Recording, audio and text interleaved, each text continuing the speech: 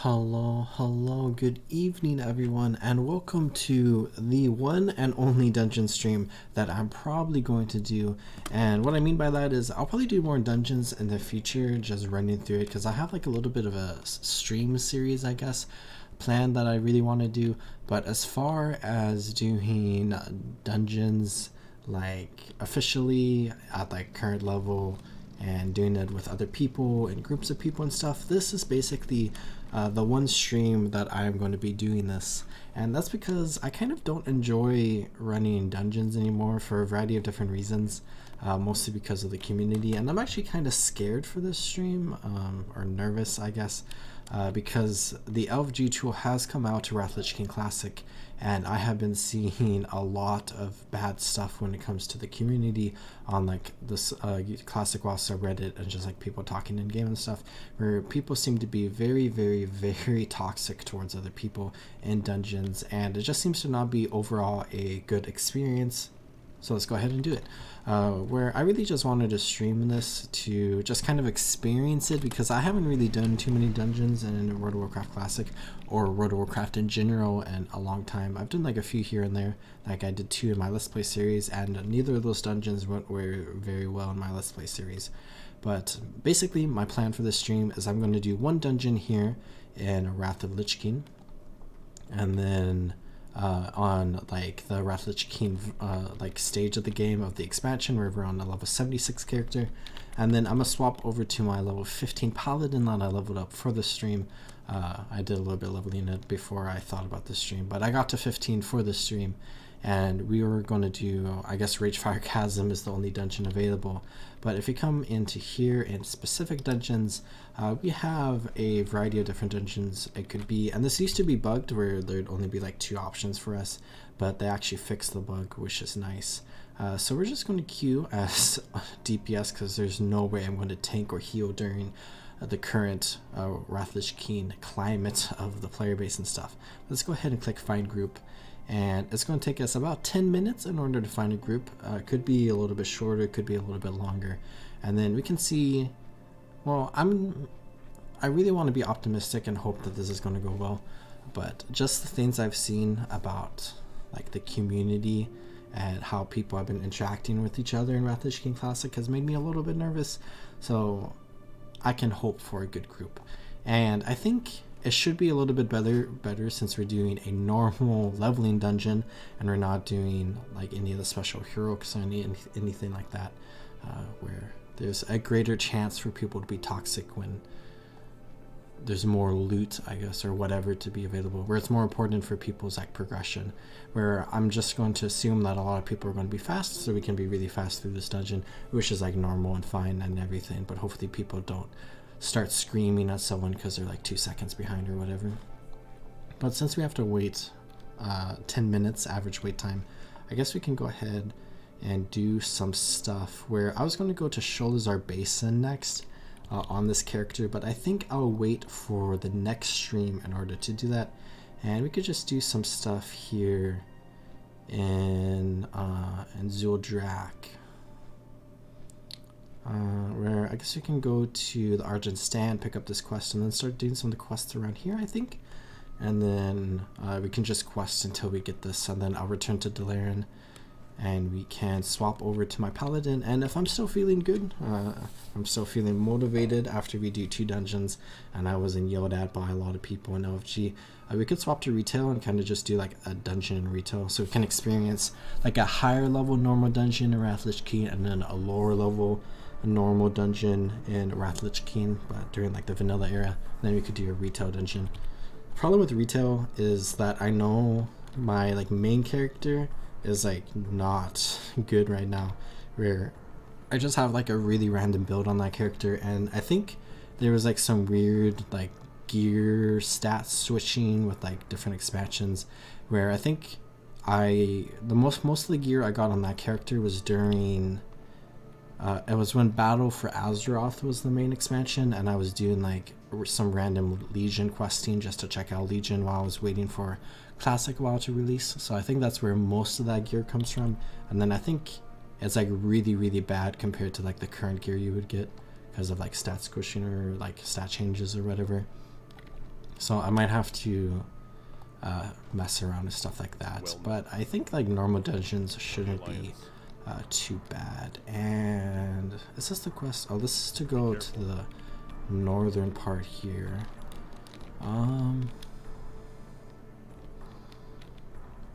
I guess maybe, yeah, we don't have any, I mean, we could go do those quests, I guess. What is this?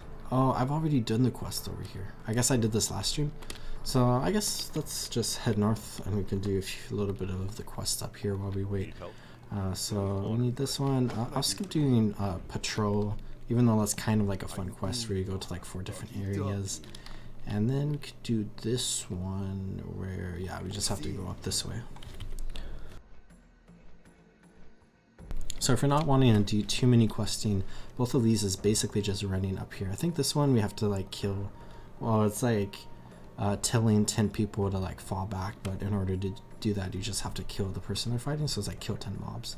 So that should be easy. So we could do these quests. And I think this quest chain leads over to Zemtorga, which leads to getting like 5 of whatever emblems of heroism, but I'll probably get a lot of those from Ice Crown and from the Storm Peaks. So let's turn in this. So 10 of his soldiers. I guess we have this one here. Oh yeah, 10 champions. So I guess we just have to kill 10 in general. Or I think we could go grab this quest first, where we just have to like walk up to this prophet. Or I think the story in the zone is basically that the trolls of Zuldrak are like sacrificing their gods in order to make like themselves more powerful, instead of having like the gods who are like powerful or whatever. So like we have the prophet of Stratus here, and then we have Stratus, so Stratus is dead, and the prophet is now incredibly powerful, and they're going to use those powers to fight back against the Lich King and the Scourge that are like invading this area, and then also to fight us because we're having to deal with them. Most of the quests in the zone is fighting the trolls and then also fighting the Scourge. So those are like the 2 main things going on in this zone. Zuldrak is kind of like an interesting zone in the sense of it being a zone that I haven't really spent too much time playing in. Like I've completed like every quest in the zone before, but like when I level through Northrend, like an average playthrough of mine, I tend to like skip over this zone. I think I do like a lot of Grizzly Hills, and then I go and do like the first few quests in Zuldrak, and then I go straight to like Sholazar at 76, and then as you level through Sholazar, you're level 77, where you can go do Ice Crown and Storm Peaks. So I go do those. Oh, do I have to? Oh, I guess we have to actually talk to them. I guess I forgot what the quest was. I thought you just killed them and then you're like, oh, go back, but I guess you actually have to talk to them, so that's cool. Let's get this Argent Soldier, and then let's come over here. I was doing Zuldrak quests to work on like Lore Master on like my main character, which I have a lot of thoughts about that. Like doing achievements in like Wrath of the King Classic, I might talk about at some point. But I was doing the quest where you fight like the Scourge, like over there a little bit during like the Derkru, that's how you pronounce it, quest line, where then you like hop on an abomination and come over here and fight the Drakari here, but it was like really bugged when I was doing it, so I like kind of stopped doing those quests there, and then I haven't really played that character since then. How may I help? I think I've completed like half the Northern quest on that character. Let's come down here.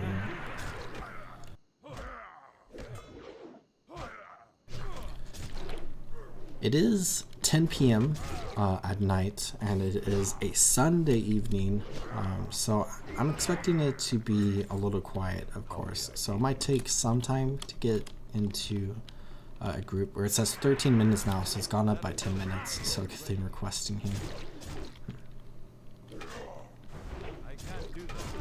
And I'm not sure how long it's going to take on our lower level character as well.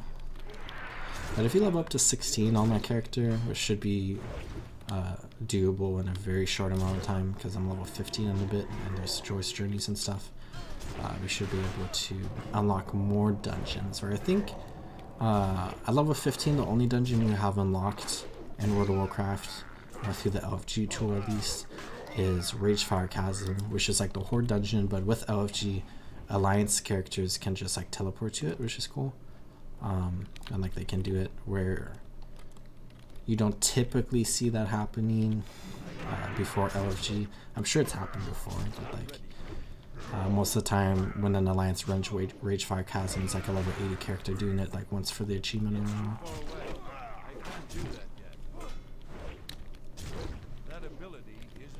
But once we reach level 16, I think that unlocks Dead Mines, which is cool. And then like once you reach level 17, I think it unlocks Waiting Caverns, and then like 18 it unlocks Black Fathom Deeps. So at that point you've unlocked like 4 dungeons, and then I'm not 100% sure if that's like the order or whatever, or like the levels. And then like soon after that time you start getting other dungeons. Like in your late 20s you get the first Scarlet Monastery dungeon of like Graveyard. I think Black Fathom Deeps is like level 19, level 20, something like that. Who knows? But the bug was really interesting that happened with like the LFG tool and Wrath, because it like cut or like restricted your access to a dungeon depending on what the lowest level mob in that dungeon is, where I think like back in the day, and they changed it, it was kind of like just or like very specifically set of like what level you could be in that dungeon in the LFG tool, based off like what the devs decided. So like 68 to 79, but I don't think you really get put into green dungeons through random dungeons, but you can like specifically search for a dungeon if you want, where the random tool will just randomly put you into most likely a yellow dungeon, I believe. And it's like it's like the bug was weird, and I'm glad it was fixed because we'd only have access to like 2 dungeons through the LG tool at a time. So I finished all those quests, and I kind of don't want to do anything more. I guess you could go just fight random mobs for a moment, and maybe we could go pick up this quest to do this quest. Oh, here's the dungeon. There we go. So let's see what we get, and hopefully the group is okay. Right, I have like 2 versions of OBS, so let me pull up this version and hopefully we'll be fine. So we got the Violet Hold, which is a dungeon I like a lot, and it's a pretty straightforward dungeon, but I know a lot of people don't enjoy doing this dungeon, so we'll see how this goes. Nobody's left yet, so our tank I think is there. So let's just follow the group around. I definitely don't want to pull anything and get yelled at instantly. But if I recall correctly, how this dungeon works is you have like 4 waves of different mobs that spawn, I believe, and then you fight a boss, and then there's like 4 more waves, and then you fight another boss, and there's like a wide variety of different mobs. It could be portals. I guess there's more than 4 waves. So I believe this is the tank. And then I don't have anything that pulls aggro. I haven't done a dungeon in a long time. So let's go join this, buff up our group, debuff this guy.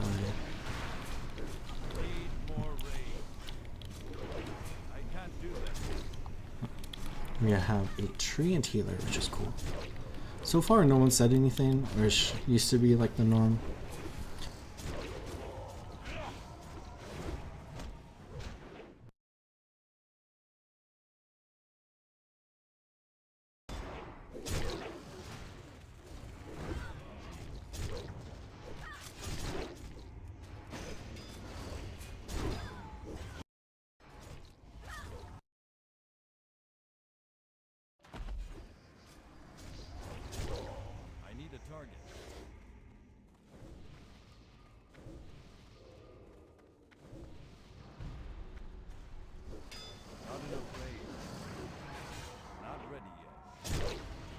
do that yet.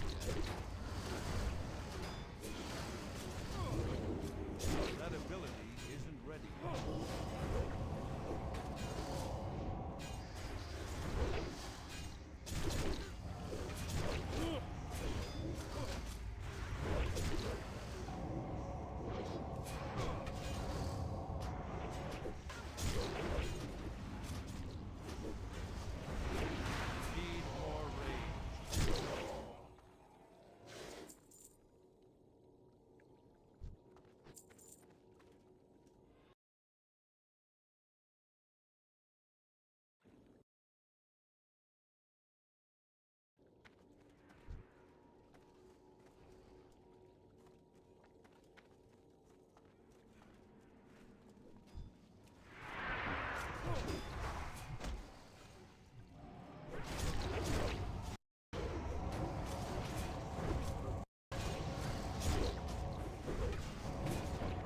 Need more rage.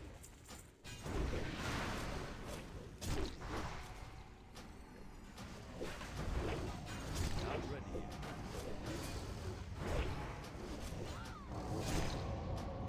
Not enough rage.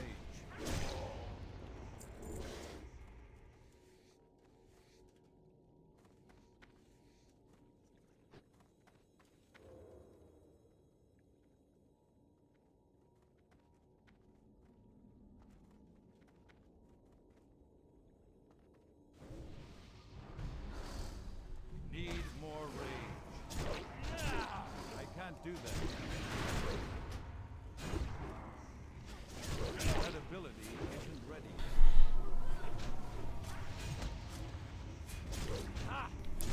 I'm not sure if I was muted there. I think I accidentally pressed it. But hello, Shelly. I hope you're doing well. If I was muted. Hello again, if I was not. I was trying to figure out my OBS for a second, and I think I muted on accident. I can't do that yet. That ability isn't ready yet.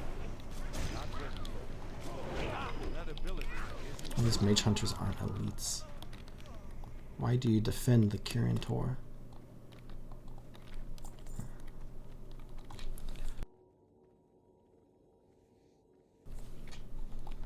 So I think the 9th portal is a boss, and then the 18th portal is a boss.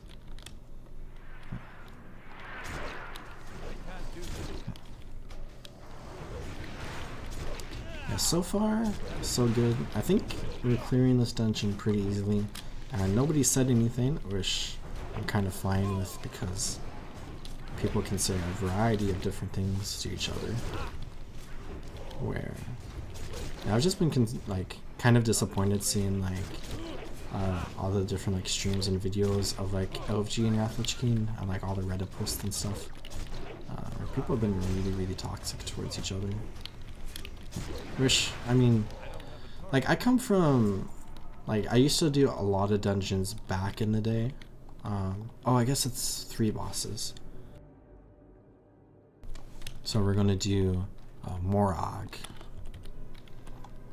But I did a lot of dungeons back in the day, and people were, I mean, there's obviously people throughout history that have just been a little weird, but typically groups are pretty chill.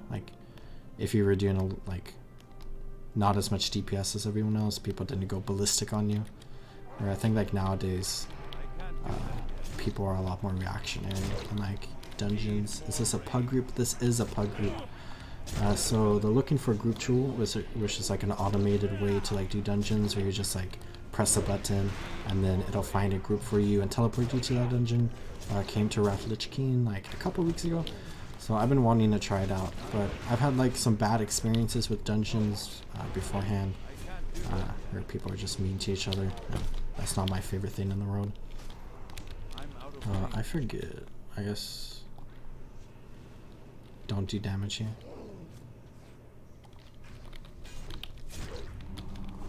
Let's help the healer and just use a potion there. That's one issue with not having done dungeons in a long time, is that I don't know any of the mechanics, but I don't think that person knew either, and they blew themselves up. It's too far away. Looks like this is fine. Need more rage. Oh, it looks like that person's blowing themselves up. That ability isn't ready yet. I can't do 2 of us died, and now I am tanking, that ability. and I'm going to die. We had a good start. Might be able to finish this boss off. We just have to do... Oh, he's dead. A wipe in typical Violet Hold. I don't remember how Violet Hold works. Do you have to do like all 6 waves again? It's definitely an interesting dungeon that we got, because it's like a unique form of a dungeon. I have a feeling this group is about to disband because we wiped once.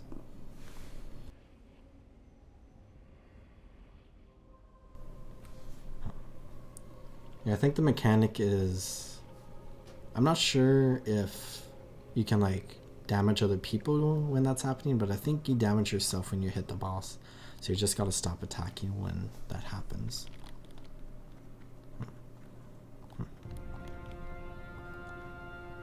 Yeah, it looks like the NPC is gone. Let's go ahead and shovel tusk soup. Not sure what's gonna happen now, but I might call this my high-level Wrath of the Lich King dungeon experience if we disband here, and we can swap over towards our paladin and we can have fun with that. Or that's kind of okay with me because I didn't want to get too many levels on this character because we're going to go to Sholazar the next time I stream on this character.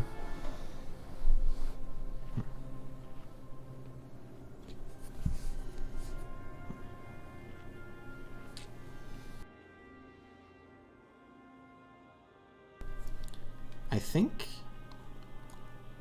an NPC will reappear sometime soon.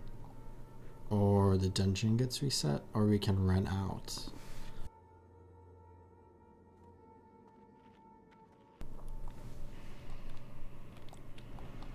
Nobody's left yet, which is impressive. No, still nobody has said anything to each other, which I know a lot of people really don't like. Oh, it looks like a reset. And it looks like... Okay, so I think we have to do the 6 waves again.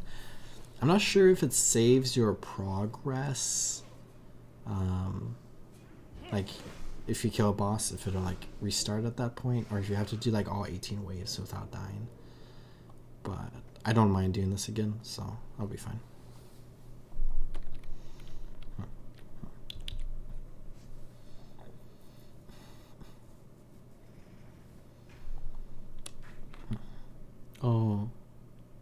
Oh, that does. Okay. My OBS is the capture working yet? No, just display. Okay. Oh yeah, so we're back at the first one.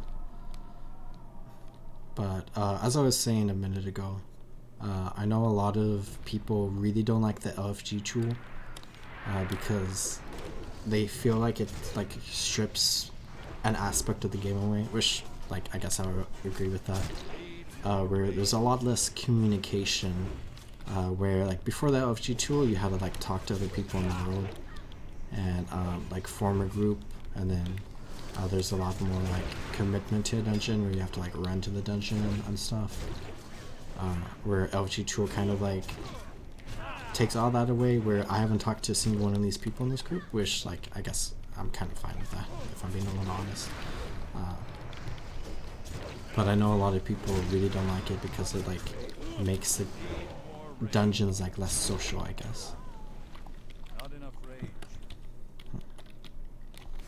Or I feel like that is the case, but I feel like dungeons just are like less social in general now. Where like even before the LG tool was added, like during Wrath of the Lich King, or like even during vanilla and stuff, not a lot of socialization went on with dungeons anyways. Or like you just spam like a chat group for a little bit and then you form a dungeon.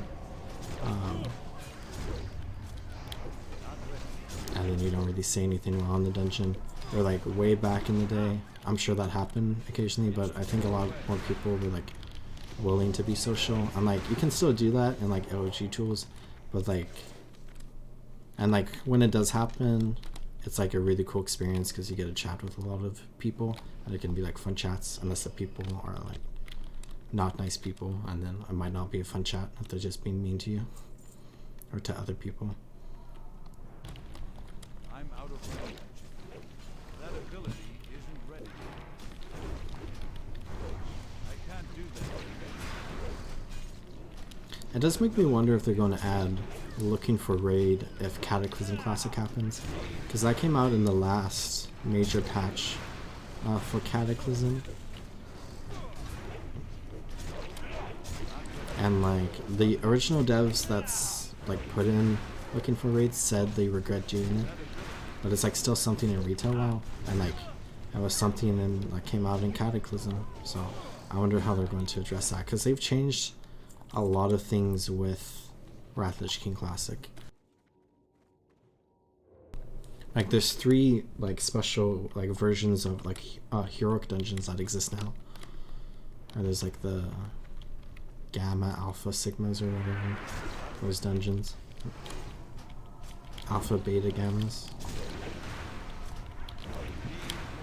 Which is like just like the heroic version of the dungeon, but like each tier, like the bosses get a little stronger and there's like more mechanics you have to deal with and stuff like that. And like that is not something that existed back in Wrath of the Lich King.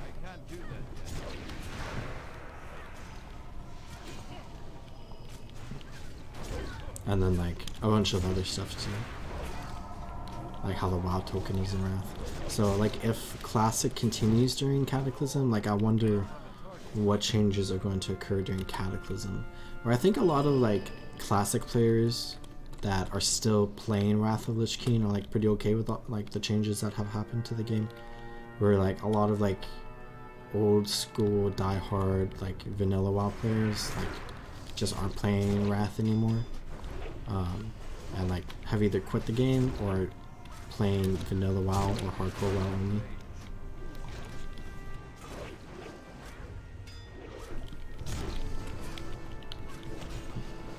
So after this wave, we're going to have another boss, and it's going to be random what the boss is. So I think the eye boss that we fought is like one of the rougher bosses in this dungeon that I was like talking about.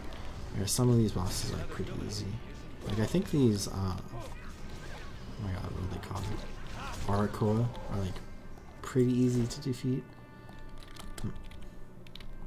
I think I have memories of the Core Hound being hard. It looks like we're going to fight the Eye again. So let's be really careful about when we are dealing damage, because I think that's the mechanic. We can try to read it, I guess. And maybe we can come back here a little bit and charge in. Yeah, we have the Warrior Tank and a Restro Druid Healer, which I really like Restro Druid Healing. Oh, I guess we just get put straight into the fight, so I should have been up here. That's so awkward. Guess I'll start recording on my other OBS. So shadow damage equal to 8% total health inflicted every 1 second. So that's one of the debuffs. So Optic Link, shadow damage inflicted over 12 seconds. Damage increases over time. So I'm not sure what that is. Looks like the healer healed through it.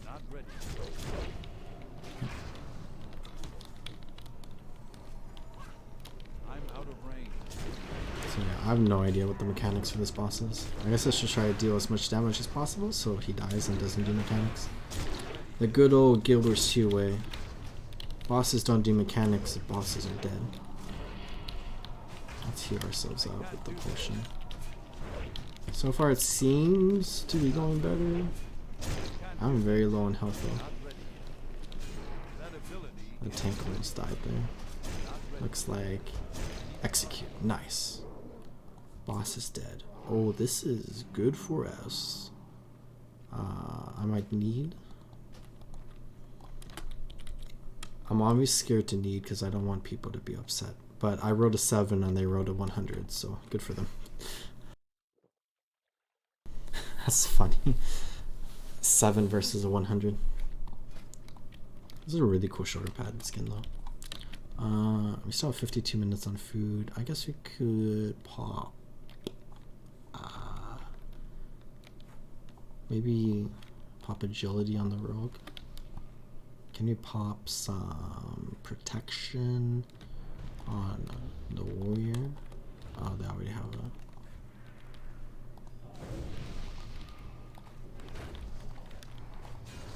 Okay, I guess we can't use the protection because we have a buff from something.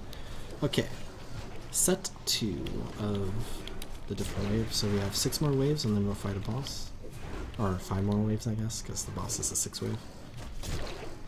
Yeah. So far this run is better than the last one. I am very proud of this group for not disbanding after we wiped, because I know that is a very common thing that happens. And I'm very proud of this group for not disbanding instantly because it was an unpopular dungeon. And I'm very proud of this group for not saying a racial slur to anyone yet. And I am proud of this group for not disbanding because I'm sure our DPS is probably a little bit lower than average. Portal Keeper. Yeah, I think the average, or like, what am I saying? I think how mobs that come out of the portal is either a Portal Keeper, which is like a very strong mob, or like 3 smaller mobs that like are equal in strength to a Portal Keeper, but there's like 3 of them. And then there's just going to be like these wolf creatures, and then like basic humanoid mobs that are like very weak, and I guess these basic dragonkin mobs as well.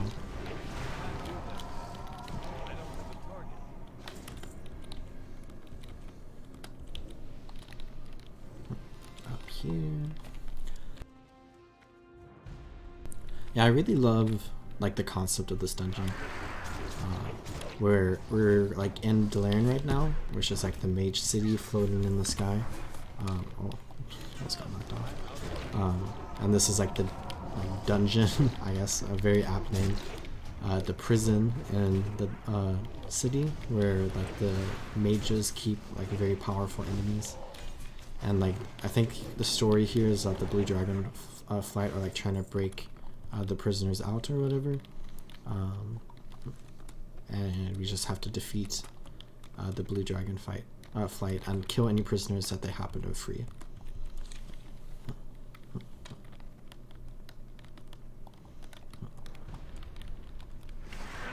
There's a pretty good amount of time between the wave spawning, which is good.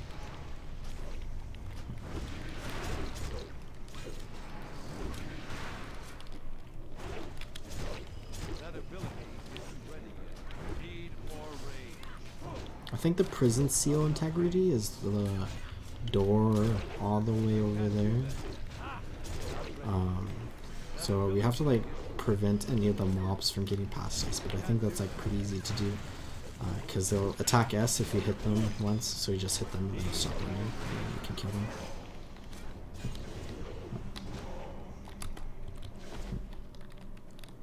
So I think 1 more portal and then we'll have a boss portal. So we had the eye boss there. There's a rat in here. Let's snipe it. Okay, let's fight this. So here are like 3 weaker mobs compared to like the 1 stronger mob.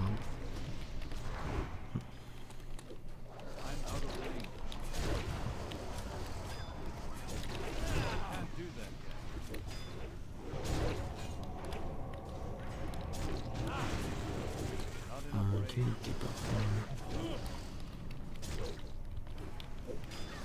Demoralizing shot. Oh, shot. It's interesting to play with another warrior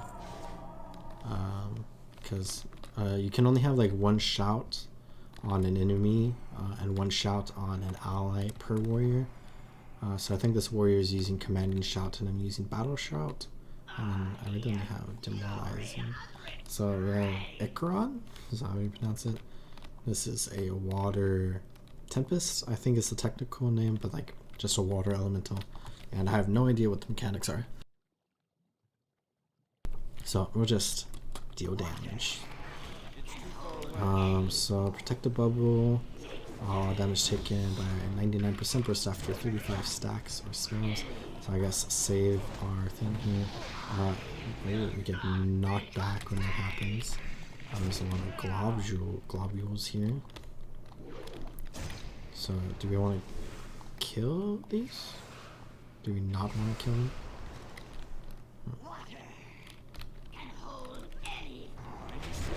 Back to DPS. Oh, except it's just the protective bubble this time.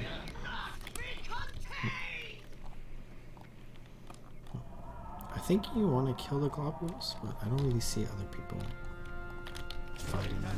So let's kill this one. Oh, okay, looks like they're fighting. And then we have to do this 2 more times. So I guess we can just use our skills here to get more hits in.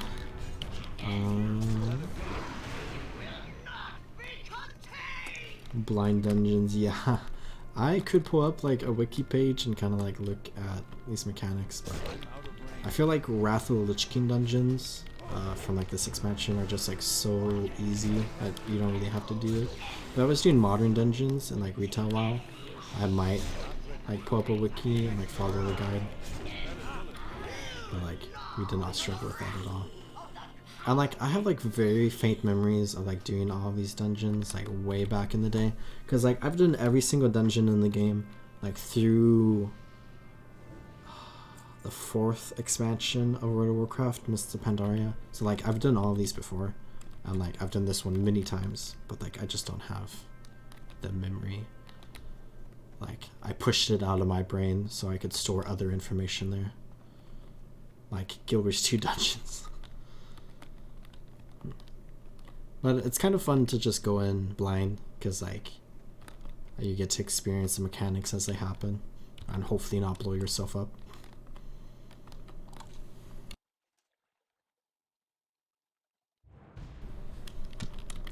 Which that's like something that I know a lot of people enjoy doing, or like a lot of people don't enjoy that as well. So like when you have like 2 of like one of each type of person in a group, can be a little difficult. But I enjoyed like organizing blind runs and Gilbert's 2 for when like new pieces of like I guess strike mission content came out, and we just experienced it without like knowing anything about the dungeon or the strike. I don't do too much in-game content in Gilbert's 2 anymore. I've like returned to being a casual in that game. Mostly sticking to like doing open world content.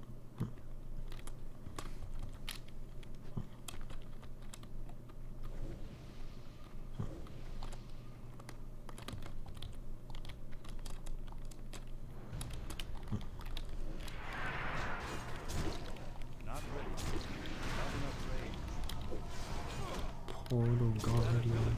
I think we've gotten like 2 bars, and I think most of the experience you get from the dungeon is at the end. At least for Violet Hold, because I think Violet Hold is actually a pretty bad dungeon when it comes to experience gain. Because like you fight a lot of mobs, but you fight like significantly less compared to like other dungeons, and there's like a decent amount of downtime between fighting. I just whistled there. Between fighting mobs in this dungeon, because like we just cleared this wave out, so now we're going to wait like a little bit for the next wave, which is like good, so like people can like restore mana if needed. And then there's a longer break after bosses. One thing I will say about Cataclysm dungeons is that they put all the quests for the dungeon inside the dungeon, where I think there's like 1 quest for this dungeon, but like some dungeons have like 6 quests. I'm gonna go knock back all over there. So it's nice to just be able to pick up all the quests in the dungeon like as you start doing it, instead of having to go like all the way around the world, especially with like the LG tool, because it just teleports you straight to the dungeon, and it's also like random, so you don't know what dungeon you're going to get. So like it makes it a little bit harder to like prep for a dungeon beforehand by like picking up all the quests, because like if you haven't done any of the dungeons yet and you have like 8 dungeons available in like LFG, you have to pick up like 8 dungeon worths of quests, and you also have to like, you know, sometimes you have to do like a quest chain in order to get to the dungeon quests you need to do. So then that's just like more time you have to spend preparing, which like was fine like before LFG, but it's just like an interesting dynamic that exists now, which gets remedied in Cataclysm, because they just put all the quests at the start of the dungeon for you.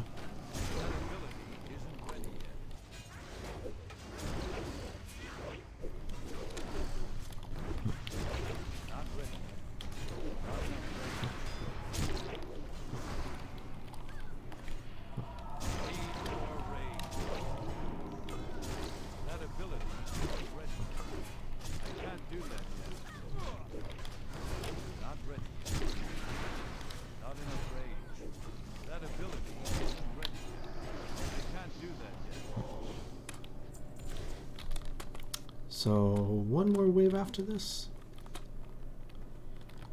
and then I think we have a boss wave. This rogue is a Skinner, which is nice for them because they're the only person that is a Skinner in this group.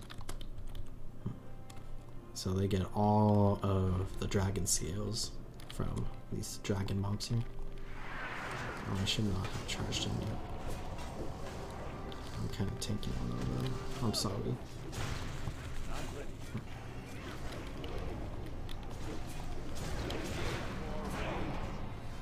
I guess I should have been doing more whirlwind. I don't really know what skills I should be doing because I just casually went through mobs in open mode. Like, we've been doing a decent amount of damage, so I guess it doesn't matter too much. But we might want to stick in whirlwind or Berserker Stance, you know? Which I don't think Berserker Stance exists in Retail WoW anymore, actually. I don't know how stances work on Retail Warriors.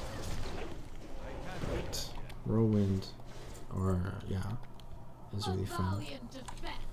But this city must be ready. There's like some sort of like whirlwind that's like consistent. I'm not sure. But here is the last boss. So I think the last boss is always the same boss that just appears through the portal. And then you fight 2 random bosses earlier. So I think that might be why I thought you only fought 2 bosses in this dungeon at first. You fight 2 of the random bosses, and then you fight this last boss. Cyanagosa. And we get like teleported up. I'm like grouped up. If I know anything about a dragon fight, you just want to stand on the side. Uncontrollable energy, what is that? That's in front, and it gives a debuff of 1000 arcane damage every 3 seconds. So I guess the tank just needs extra healing. Other than those 2 things, doesn't seem like too much goes on in this fight. Just get back to the side now. And we can start spamming executes.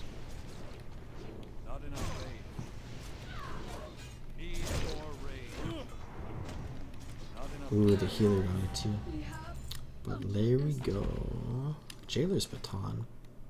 It's kind of a cool staff skin, but we do not use staffs. And that is Violet Hold. Oh, someone said something. TY. I'll say it in return. And we got like 4 levels from that, which is nice. And I think we're supposed to get a bag. Oh, we got Stonekeeper's Shard, which we got from just killing the boss. So I think we got 3 because we killed 3 bosses, yeah. And then I'm the only person left. I thought you got like a bag after you complete that, but that might be a Cataclysm thing. But we got some experience, we got some gold, which is nice. And that is Rathlich King LFG Dungeons. Which I will say, I went into this expecting a very, very bad time, but it was a lot better than what I was expecting. Most people were nice. Or didn't have the opportunity Well to be met. mean, I guess. Be careful. But overall, Looking for pretty good something experience. I haven't done Violet Hold in a long time, so it's fun to play through that. And I'm glad it went well, but I think I'm going to call it good for this character, but we can swap to my Paladin, and we can go play more on that character. Where I think the only other dungeon that we currently have unlocked from this character that I'd like really want to do is Utgard Keep, but that's a level 68 to like 72 dungeon, and we're like level 76. So we could queue for it directly, but that'll probably take a long, like if I queue for it directly right now, it doesn't even show me an average wait time. So very, very long time to get into that. But let's go ahead and swap over to this character. Which I got this character to level 15, and I'll probably do some questing just to spend some time. But that's queue for random classic dungeon, which only one dungeon's available for us, Reachfire Chasm, which is the Horde dungeon. But oh yeah, there's Satchel Helpful Goods. Maybe I missed it or something. But actually, that's Hearthstone to Goldshire, run into Storming really quickly, and I should probably buy some bags, because I sent some gold to this character, but I haven't bought bags yet, so hopefully before we get into this dungeon, I can make it to the auction house, which should take like 4 minutes to run there and to buy it and to equip it. Which, speaking of that, we made 16 silver and 52 copper, so we're rolling in the gold right now. Rickety Magic Brew, nice. I have some questing stuff, some Hallows End stuff.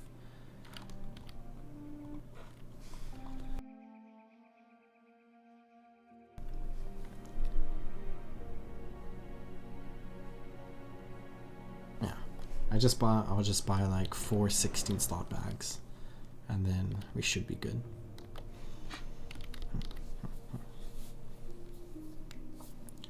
And then I guess I still have my Hearthstone set to Goldshire. Maybe I should set it to Stormwind. Setting it to where I'm currently questing is probably a good idea, but alongside that, I'm gonna level up pretty quickly, so I'm probably not gonna stick in one spot for too long, so it might just not be worth it. Once we get to 20, we'll have a mount on this character, but I don't know how much of this character I'm gonna play. I like played this character a little bit like randomly. I got to like level 9, just messing around. And then I decided to level up to like level 15, which took like an hour to get those 6 levels.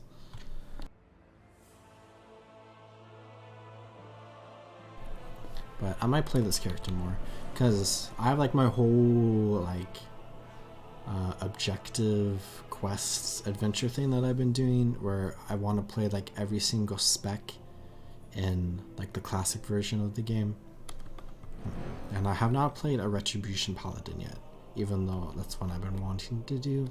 But I might play it in vanilla on like hardcore, because like that's one of the easiest characters to level in hardcore. But I know Retribution is super fun in Wrath Lich King, but I'm leveling other characters right now, and Wrath Lich King's going to end soon, so I'm not sure how much time I'm going to have to spend leveling this character. And I don't know if I want to spend all that time like right now, where I could play more in the future, which more in the future means playing vanilla, I guess, because I'm assuming we're probably not going to be able to play Wrath Lich King for like another 15 years or something, once this cycle is over. Which at that point, I don't know if I'd be playing World of Warcraft anymore. Probably will, if I'm being honest. Let's buy at least 4 bags.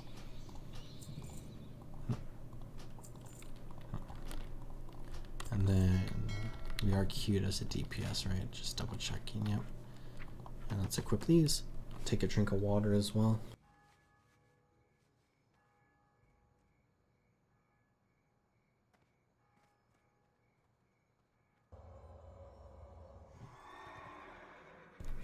Okay, and yeah, just equip all of these bags. I think I bought a bag on my priest from my bank, and it was made by the same person that made these bags, so it's kind of fun. So many bag slots now, so much backspace. Let's go ahead and reorganize this, I guess. These are all going to go away. Let's come into the bank, and I guess I'll buy a couple slots and throw my old bags into the bag slots here in my bank, and I just have those. Rickety magic broom, and then we have all of our questing stuff, and then I'm gonna need those, and then this will be for the auction house at some point, and then I have all of those, and oh, I think that's good. Okay. I guess we could go work on the Defias Brotherhood quest, because if I decide to play this character a little bit more, it might be good to unlock the quests for the Dead Mines, and we can do like the Dead Mine dungeon run and questing sometime in the future.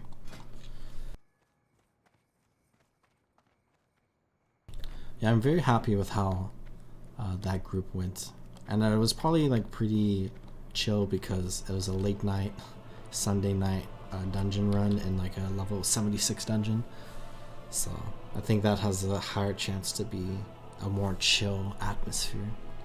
But I'm very happy that that was, and hopefully this is as well, where we have 3 DPS and a healer, so we just need a tank. And the only dungeon available for us is Ragefire Chasm.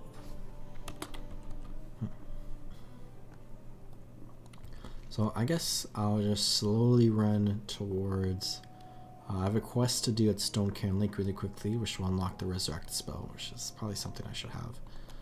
And then we'll just run to Red Ridge, and we can do Defias Brotherhood, which I think takes us to like Stormwind, or back to Sentinel Hill, and then to Stormwind, and then back to Sentinel Hill, and then you have to do 2 quests in Westfall, and then you get the quest for the dungeon, if I recall correctly. I did it on my Let's Play series, plus I've done it many other times as well.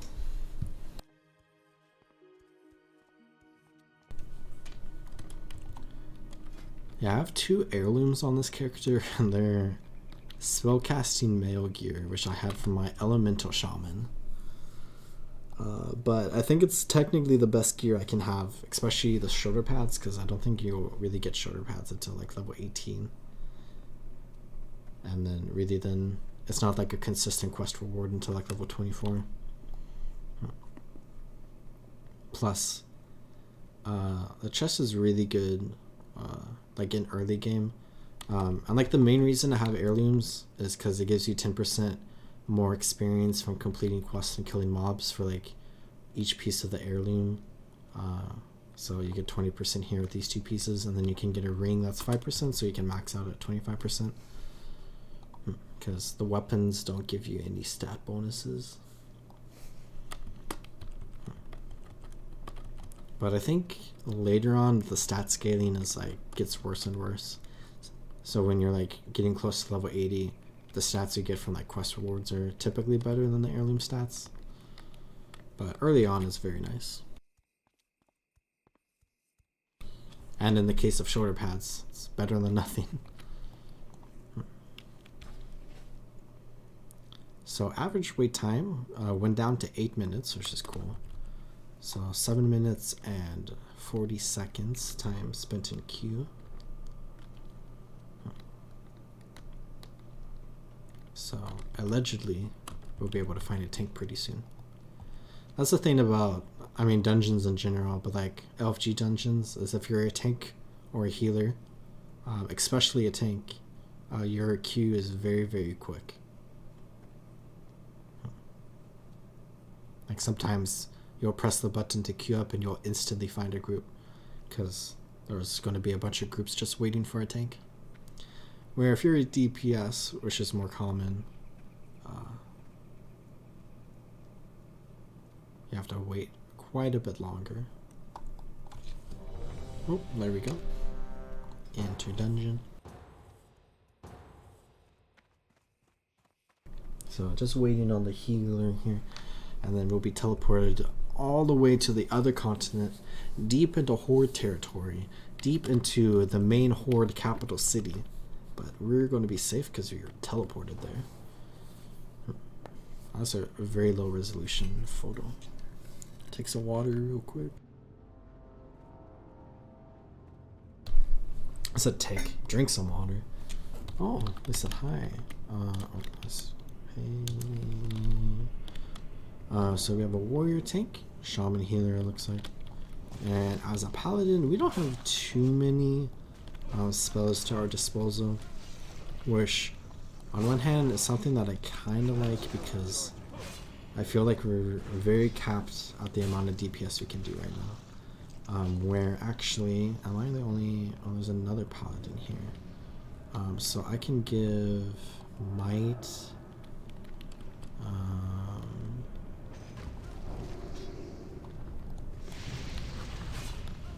don't know what I'm doing.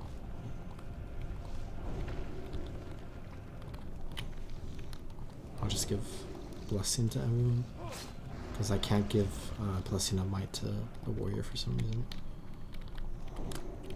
I can give it to myself. Yeah.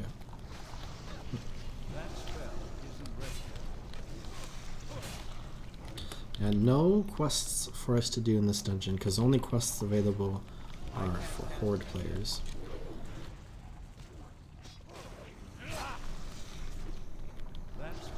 Oh yeah, I was training my two-handed sword skill, but we're leveled it up 4 times already, and the max is 75 and we're at 71.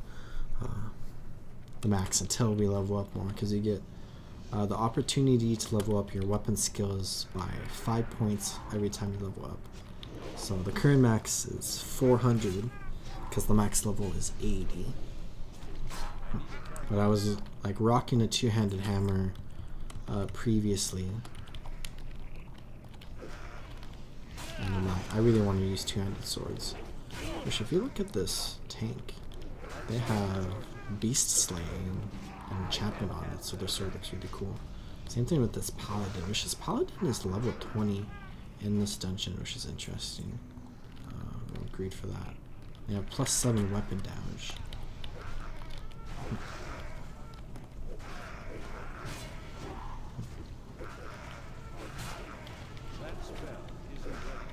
There's a big pool. Hopefully we'll be fine here. I don't really have any. I don't think I have a single AoE skill. But I could be like a secondary healer if needed, I guess. I am Retribution spec'd, but I'm like, since I'm only level 15, I am like super early into the spec, where I've just reduced the mana cost of my insta-cast spells by 10%, and then reduced the cooldown of my only DPS skill by 1 second so far. And I only have 1 DPS skill and 1 stun, so we can stun maybe a spellcaster or something, or a boss when we're doing something big.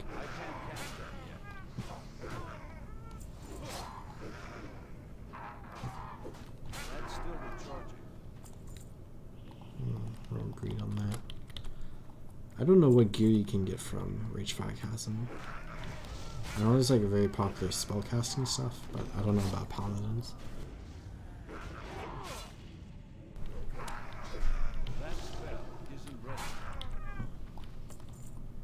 Yeah, it seems like we're progressing pretty easily right now. Don't have to worry about too much stuff.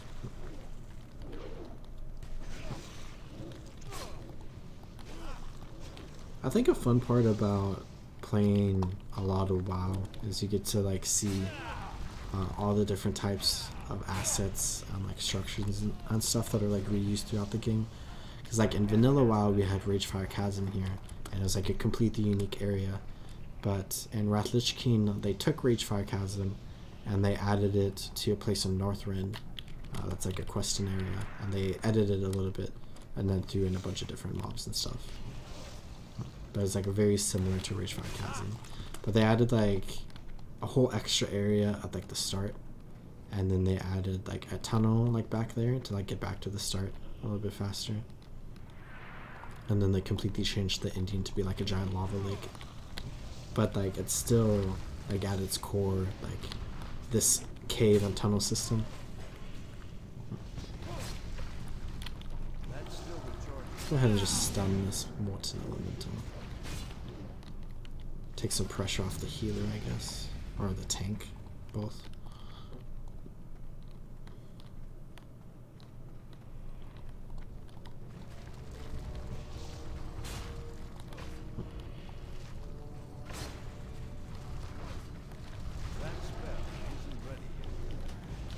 I think the nice part about playing a melee DPS in like LFG is you don't have to be concerned about like mana breaks really. Like we have mana, but like we'll probably never run out of mana unless we start using a bunch of heal skills. Or like a very big issue with like modern day dungeons is that people are just very angsty to like rush through the dungeon and like don't care if like the healer has no mana and then has like no ability to like restore mana, which can lead to a wipe, of course, which makes the dungeon even longer. But as a paladin, like Retribution Paladin, I don't really have to worry about the tank running ahead. I guess I have to worry about it for like my own sake, because like if the healer doesn't have mana, then we're all gonna die. But it's not my job, so I'm just here to chill.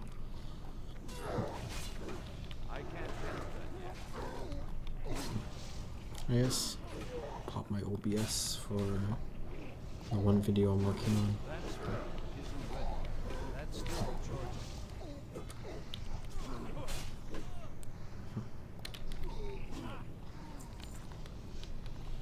We have the main boss here. He's like the final boss of the dungeon, but there's another boss after him, which is very interesting.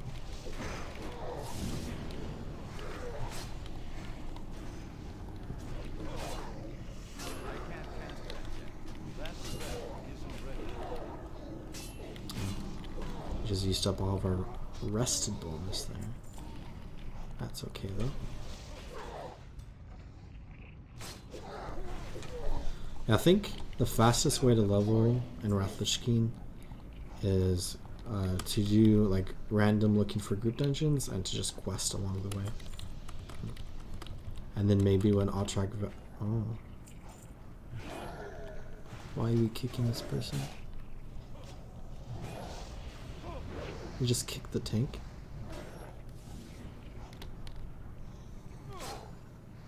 I have no idea what just happened. I'm gonna just roll need on this.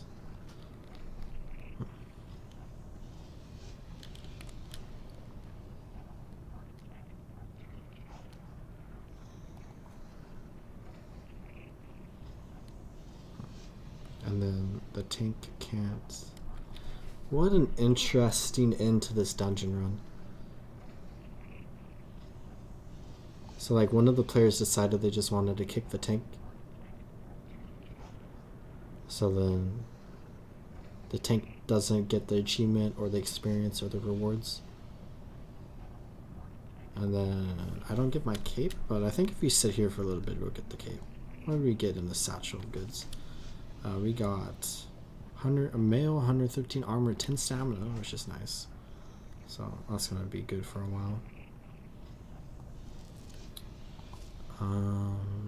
Yeah, that's a very shitty thing to do to someone, which I guess that is something that's pretty common in dungeons. But like, the only thing they said was like, hey, hey, hey, or hey, hey, or whatever at the start. So pass, need, greed, greed on the cape.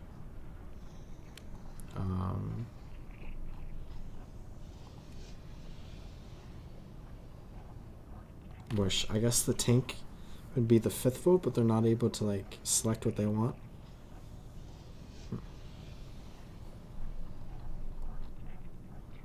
I feel like if we would have gotten it by now, by like the timer running out, we would have gotten it by now.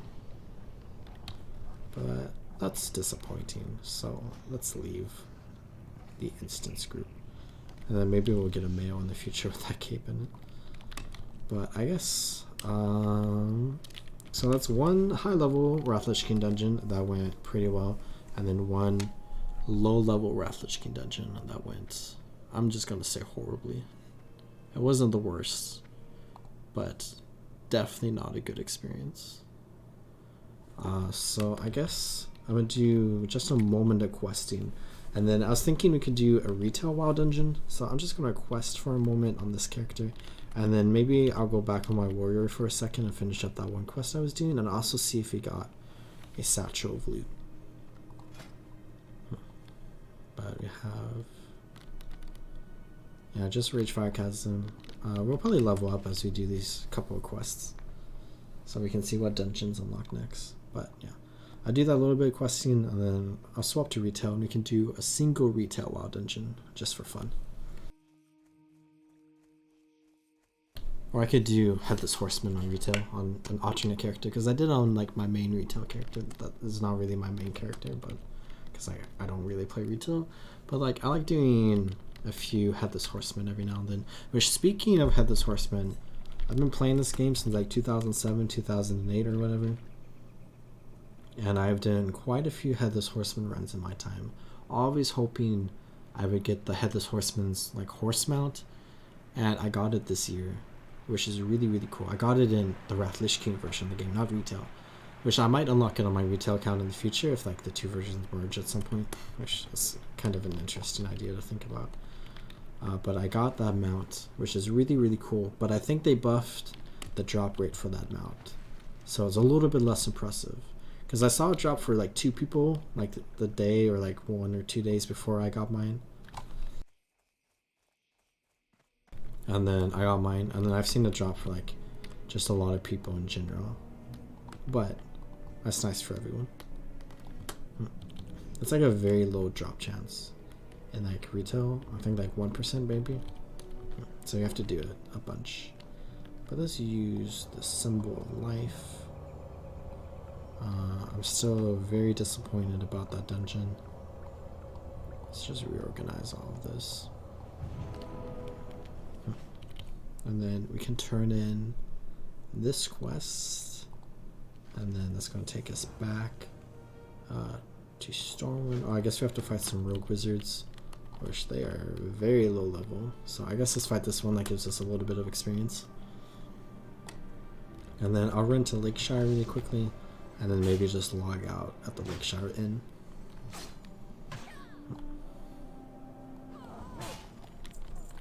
It's too far away. We are probably on this mob, gonna level up to 16, so we can see what dungeon awaits us next. But I do not want to do a second dungeon. There's our Defy script. I guess we did not level up. We are 31 experience away from leveling up. But here's the Defy script. The plan is set in motion.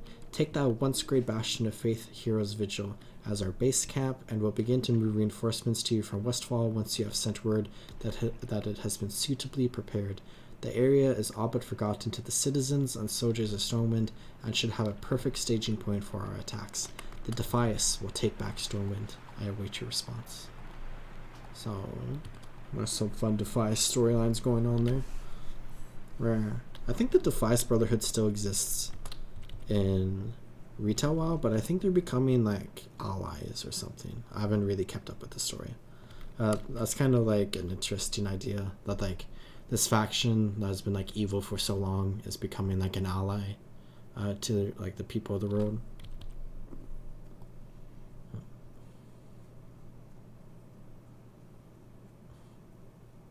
I guess that's kind of like the Flame Legion storyline in Guild Wars 2 as well. They've been enemies for such a long time. Well, mostly in like the personal story and like core game, I guess. But now, the vast majority of them are like allies to us.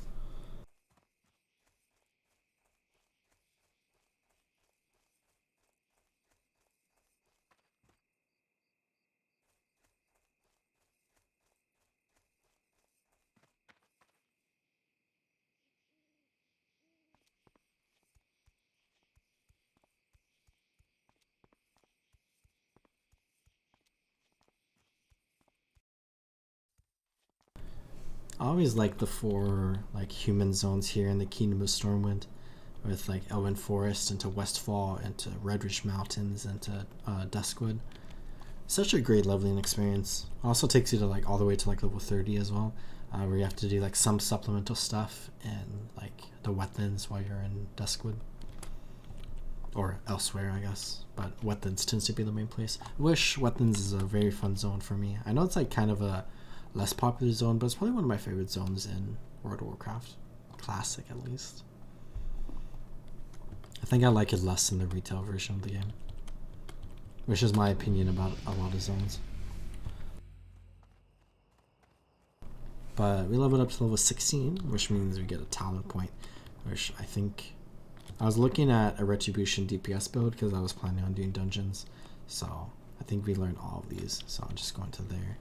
Let's get this quest from Guard Parker and Encroaching Knolls, which we just turned this into Lakeshire.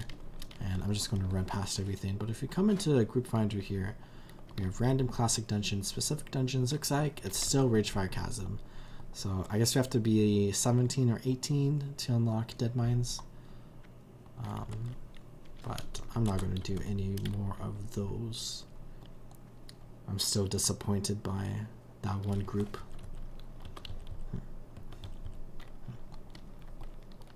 I'm just not sure why people would even do that. Maybe there's like some sort of like exploit where like they wanted that to happen. But I think the more likely answer is they were just trying to screw someone over. So I guess on one hand, I'm glad it wasn't me there, but I feel bad for that tank. Especially since he was like a good tank and he held threat, and we got through the dungeon in like 5 minutes. Or like 10 minutes.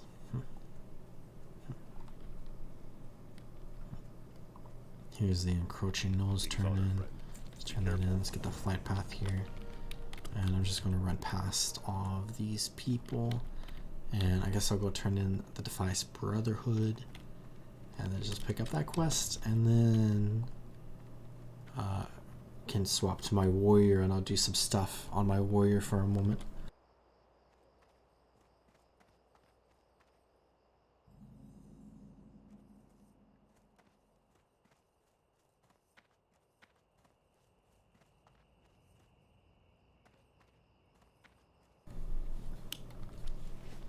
So we gotta go talk to, is it Willie? Oh, Wiley the Black. Who's Willie? That's some important quest giver. Okay, hold on. Classic WoW Willie. I guess let's get this here, handful of candy. Willie NPC found in Shatrath City? Oh, it's the eye thing. I have no idea. But Wiley the Black. Get our handful of candy here, which is fun. And then turn in this quest, get some experience from that, and then we return to Westfall, but I'll do that some other time. Probably, maybe even never. This might be the last time I play this character. Which if that's the case, goodbye to you. And let's go back to my warrior for a moment. Which I think I'm just going to kill random mobs for a second and get 10 of these Jakari offerings. And then, oh, you can sell, oh, you can't, oh, you can sell them to a merchant. And actually, speaking of the Headless Horseman mount, let's throw this on my bar. And then, I'm not sure what's the best place to just kill random mobs. Over here, maybe? Jakari natives. So we can just kill a bunch of trolls until we get these 4 offerings. And then I'll probably just Hearthstone back to Delarian, and I can clean my banks really quickly. And then let's swap game versions.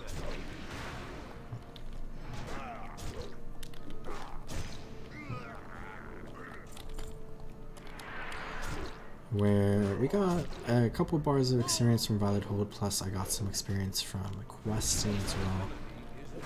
So that's going to be good.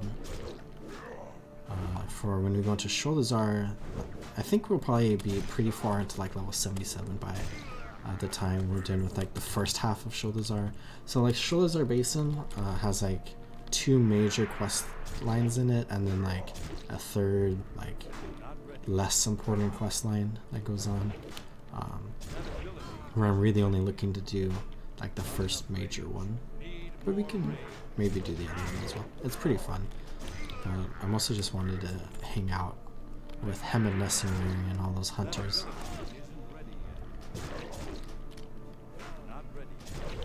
Like, it's kind of a messed up quest line, but also just like a very fun one in general, which I guess just encapsulates Hemmed Nessenweary in general.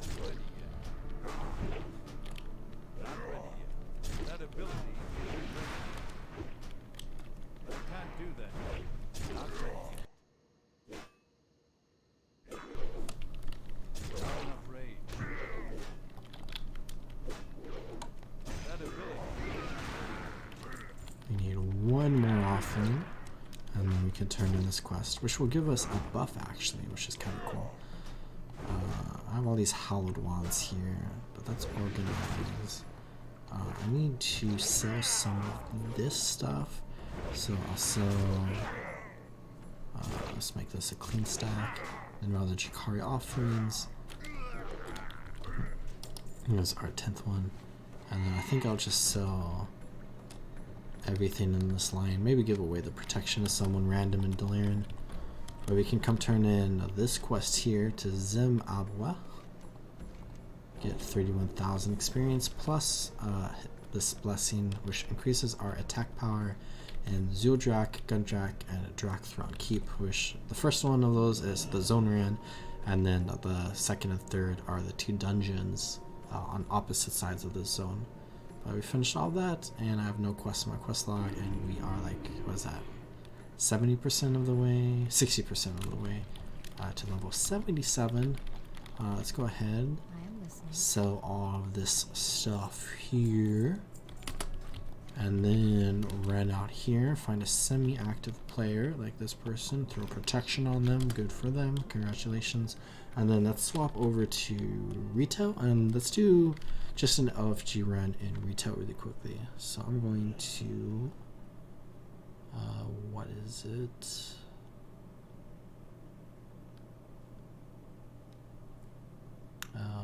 Here I'm going to make the screen black because I don't have any transition screens.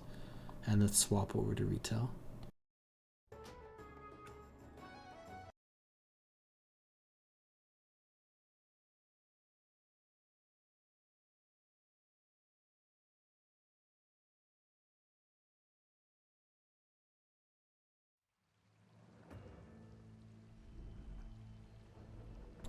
Which I guess I should figure out what character I want to mess around with. Where I have a lot of characters.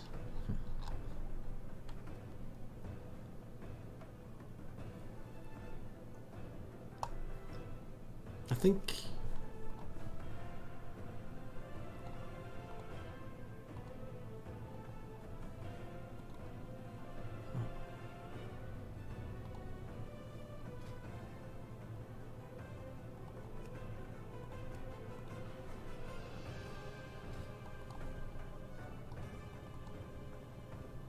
I'll just go with my main character, I guess.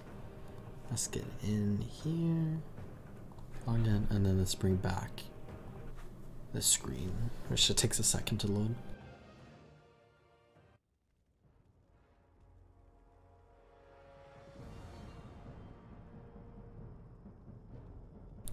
Which here we are in Retail WoW, and we have the LFG tool here, which is completely different. Random time walking dungeon, Wrath of the Lich King, which that's kind of convenient for us specific dungeons. I'm in the BFA era right now, where you can change like what era of retail you want. This is a special mount from doing the Death Knight stuff, I think. And then I have this very special mount from the TCG, alongside the Magic Rooster from TCG as well, which is fun. But I guess we could do random time walking dungeon, so it'd be Gundrak Halls of Lightning, the Nexus, the Forge of Souls, Utgard Keep, or Azure. So I guess I would be hoping for Forge of Souls or Utgard Keep. But we have Chromie here, where we can select a timeline if you want. So we could do literally anything. And this only works until like level 60, I think. But let's come into Group Finder, and I guess I've never done time walking before.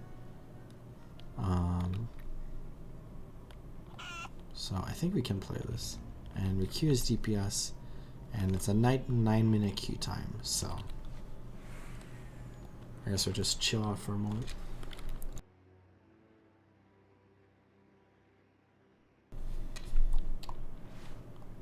I guess there's Hallow's End stuff going on. So I guess we could just run around the road a little bit and kind of just check out some of the decorations maybe. Where we have this very cool jack-o'-lantern and then the candy bucket as well, which has been, like, the textures are like much better than what they are in the classic version of the game. Which is also like an interesting thing to think about. When it comes to like LFG, I guess, is that they use the retail WoW icons for LFG. Where if you come into here, like the tank and the healing and like the DPS icons, it's like the retail version instead of the old classic WoW version that is a little bit more dated, I guess you could say.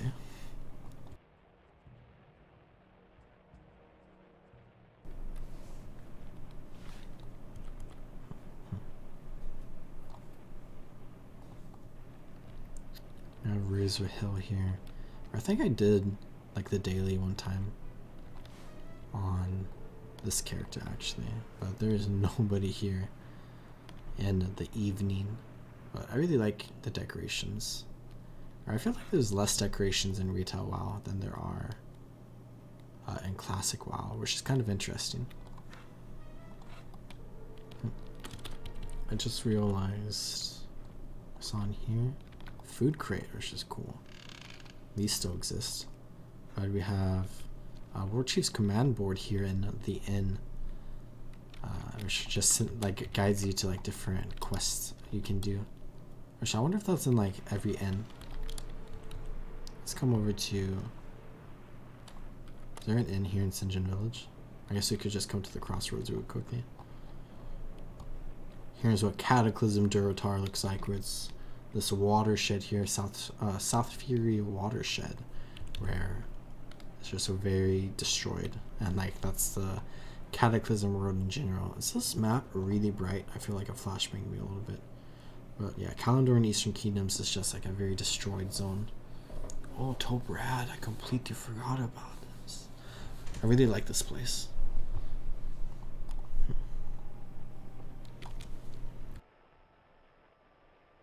I guess since I'm doing a dungeon, let's call them Retail WoW Frost DK DPS build. So this is best for Dragonflight. So Death Knight's Tree. So let's new loadout meta, and then reset all. So if you look at DK, do this, and then it's here, and then it's here, and then we come down here, we come down there, we come down there, 2 there, 1 there, and then down, and then over here we go there, and then we go there, and then we go there, and then over here we want Raise Dead, and then Cleaving Strikes here, here, over here, and then here, and then zigzag down there, and then zigzag there, and that's all of our points. And then for the Frost Tree, need that, and both of these, and then here, here, just 1. Okay, then we go down, and then we want 2 there, 1 there, 1 there, 1 here, 1 here, 1 here, 1 here. We have 6 points left, so we come back over here, and then there. Oh, which one of these? This one? Okay. And then that, And then I think that's, oh, not everything. What do we do? Oh, I missed here. And then we want, that's all we can do.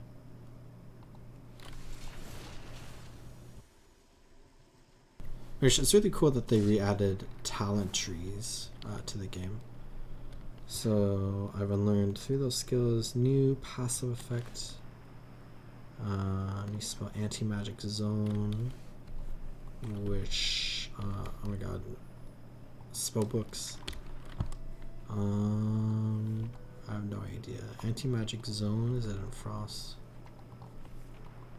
Oh, here. So what does, I just need to learn all of this. Reduces spell damage taken. I feel like that's just a nice thing to have. Is Wraith Walk not a thing we have anymore? And then Empower Rune Weapon. Is this beneficial? Oh, I have it on my bar. Horn of Winter. That's very important in the classic version of the game. Horn of Winter. I don't think I see it on my bar. Oh, the dungeon's ready. Okay, I'm suddenly stressed out. Is there a rotation guide? Hello, rotation.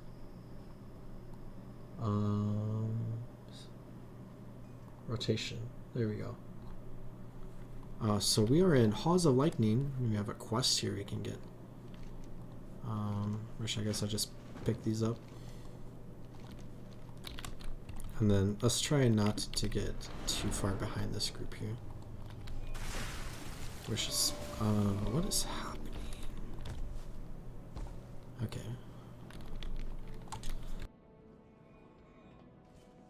So hopefully my DPS isn't too low. And we can just work our way through here. I know I need to use that. I think I want to use this like off cooldown. Trying to find use Frost Strike. Use Howling Blast, Obliterate, Remorseless Winter. What does this do? Dealing frost damage. Here's the first boss. Let's try to AoE here. I got knocked back, so let's charge back in. Let's just pop this here maybe. I don't know if that's beneficial at all. Obliterate, Frost Strike, occasional. Oh, so Howling Blast only when you have the proc. Okay. So when you have the proc, use that. Otherwise, prioritize Obliterate and then Frost Strike. I guess maybe Death Strike when you have the proc.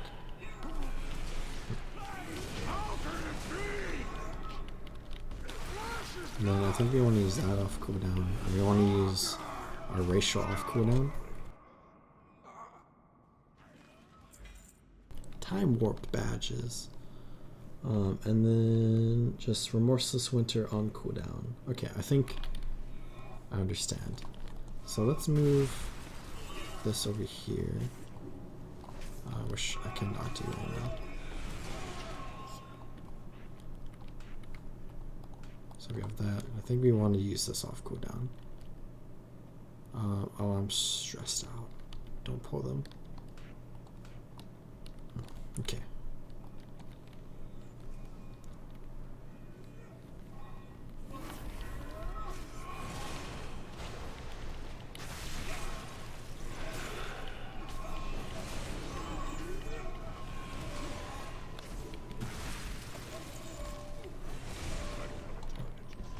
It's really fun that the current time walking event is Wrath of the Lich King, which Mr. Pandari. Oh, is time walking like up all the time, but it just rotates like what the dungeon is?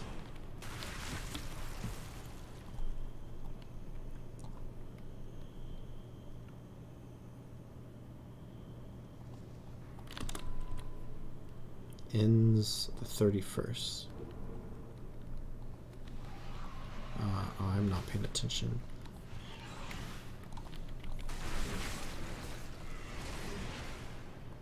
I'm time walking down here. Warlords of Draenor.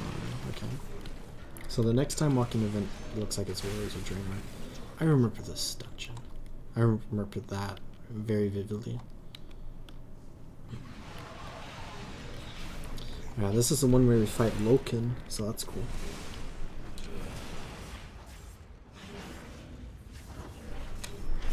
I guess let's pop my other OBS and just start recording some stuff.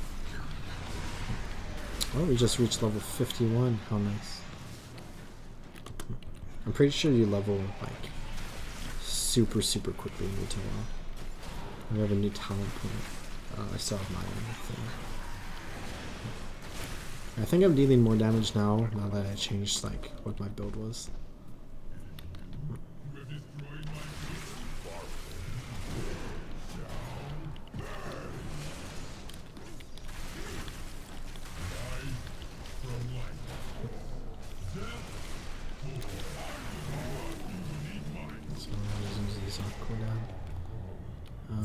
Got more time lord badges. Having the deaths advance is very cool, or very nice, I guess, because it just speeds up. Like when we get behind, it speeds us up.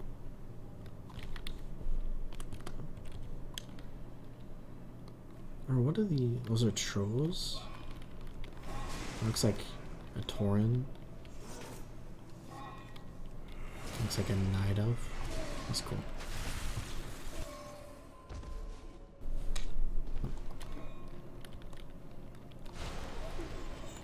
So I guess Remorseless Winter just goes around S.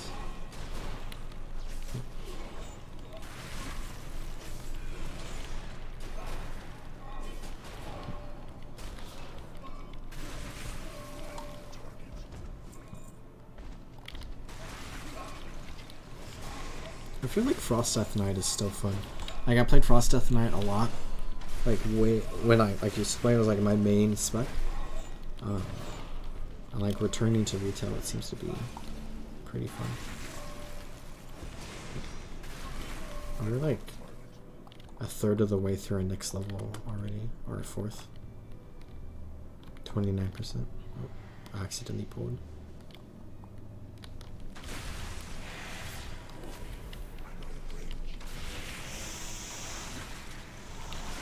It's fun to do old dungeons at like a proper scaling level. Speaking of which, level 30 Tauren, 30. Oh, it just shows 3 for now.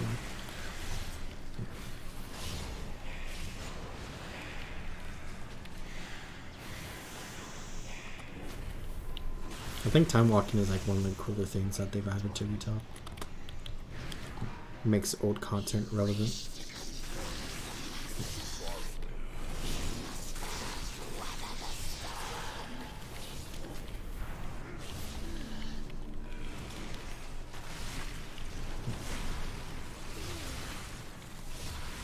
As well as characters and movements been updated, this looks kind of stiff and unnatural.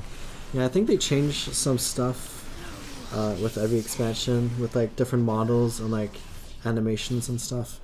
Or I think the big one, I don't know what we do here. Do we just run away?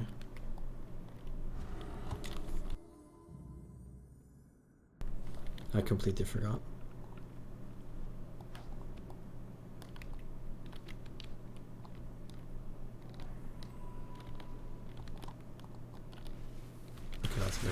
I think the big update was in like Warlords or Draenor. They really changed like all the different models for like each race in the game. Really like updated, I guess, and like they update the graphics with like every expansion. But I don't think there's been like a major like overhaul of like the race models since Warlords of Draenor, where people have been talking about like there might be one soon coming up because I guess the game's due for it.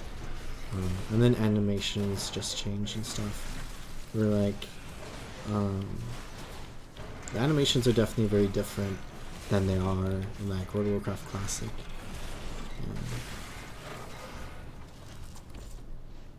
Just coming from Guild Wars 2 is so much better movements, etc. Yeah, I definitely agree. I like oh, I am not in the stealth bubble or whatever that was. Guild Wars 2 definitely has a very good like design when it comes to like animations and like movement and stuff. I mean, people always talk about how Guild Wars 2 like movement is like one of the best in like the industry, like the freedom of movement that exists and like how fun it is, like mounts for example. But animations definitely play a huge part in how good Guild Wars 2's movement is.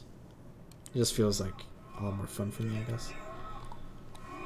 I feel like when it comes to like classic World of Warcraft versus like retail World of Warcraft, like when it comes to the animation specifically, I don't think I care too much about like the difference. It kind of feels like the same for me, but I think I have like a preference for like the classic version, just because like it's what I'm used to and the nostalgia. This is retail WoW, so we're playing in like the 2023 version of the game, but like the content that we're currently doing is like 2010.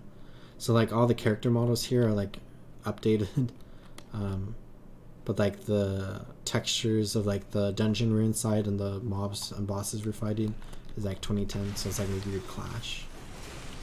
But the animations are all modern and stuff. Where I was playing classic earlier, where I just swapped over to retail to like just play some dungeons for fun, since that's what I've been doing this stream. So I was playing classic earlier, but now I'm on retail. I think retail is kind of confusing when it comes to like the design of the game, because there's like so much like clashing going on. Or if you look at like vanilla individually, oh, I'm dead. That's awkward. We leveled up to 52. I think I blew myself up. I guess release spirit. Come here and do I have to run all the way to the end again? Well, I guess we'll just vibe here. What was I saying?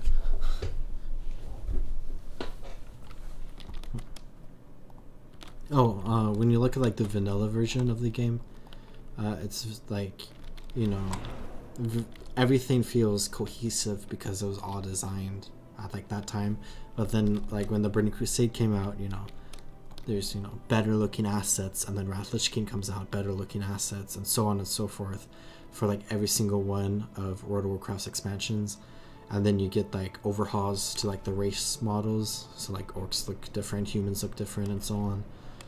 And then you have like animation updates, but like only like for some animations. So like in retail WoW, there's like a lot of content in the game, and it's like a wide variety of like different graphical and like well, mechanical as well concepts that exist. I guess they've got to keep their feel and look, otherwise players feel too much to change and move.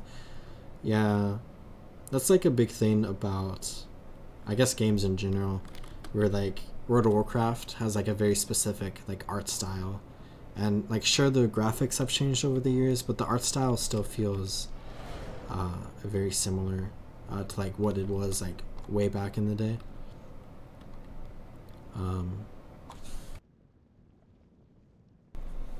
And like I don't think people would enjoy it if the art style changed, because that's no longer like World of Warcraft. Like Guild Wars 2 has like a very specific art style, and if they deviated from that, you know, if they made the entire world Super Adventure Box, that'd be weird, and that would drive a lot of people away. Yeah, I'm running very slowly right now. And how do we skip the mobs in this room? I come over here, and then I think we have to wait for those patrols, so let's just wait a second. It's very unfortunate that I died at the very end and that nobody resurrected me. I think if we come here, and then this might be tight timing with the patrol on our left, but I think we can just run straight past them here and then drop down, skip past this giant, which I think we'll have it. Oh, okay, let's just wait for it to patrol backwards, and then we could follow it. It's kind of annoying, like the random like spots where you can't jump over something. Like that happened to Violet Hold in Classic WoW as well. Oh, I guess we can come this way. Oh, I guess it does a loop around the room like this, but doesn't go past the staircase here. I just wanted to turn in my quests. We got Icy Satchel with helpful goods. Oh my god. I guess it only patrols the half. And we killed the one on the side, so I guess I could have just ran the whole way. Relics of Odiar, Frostweed Cloth. Some old classic items from Wrath of the Lich King. Let's turn this in. Diametrically opposed. This is better than what we have. Guess I'll equip that. Oh, I need to loot Loken. I gotta get his tongue. Oh, we got Frigid Time Warped Prism. What does that do? Stop recording. My OBS there. Whatever it takes. That's better than what I have. So let's equip these two items. And then let's go... I guess... an Interested Mage and Delaran, and we'll get Time Warped Badge. So... I think we go Orgrimmar. And then I need to check out my transmogs because I need it to go back to the way it was. Like, I really like these shoulder pad skins, but I have a specific outfit for this character that I picked in 2013 or whatever, 2012, and I cannot deviate from that.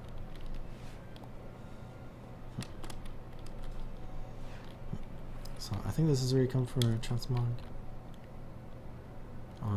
Yeah. I want to transmogrify my gear. And there are templates, correct?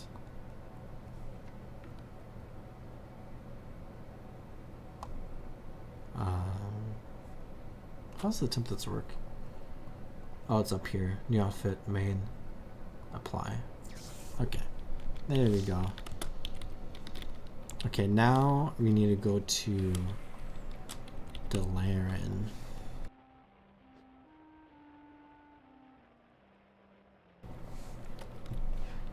So Orgrimmar portal room. Which I think Delaran is downstairs, but it's actually upstairs. So good thing I checked in here. It's also confusing because there's two different versions of Delaran that exist in the game. Because one from the second expansion and then one from, what's it, the 6th expansion.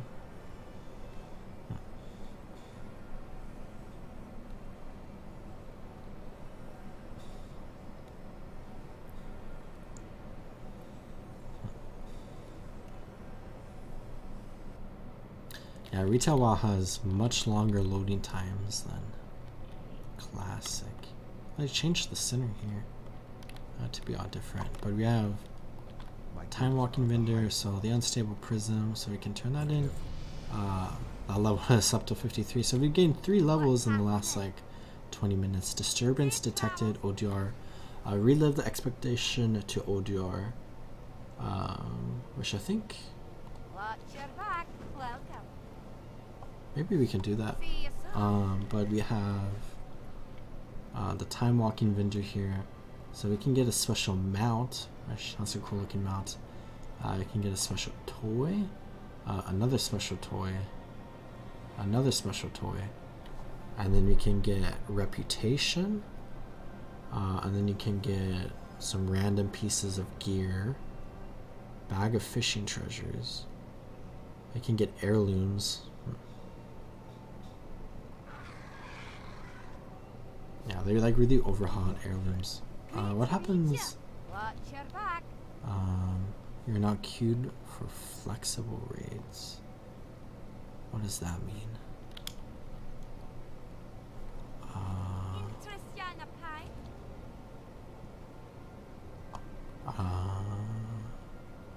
I don't think it actually queued us for anything.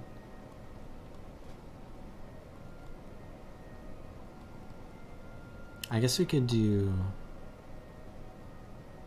I don't know what I want to do.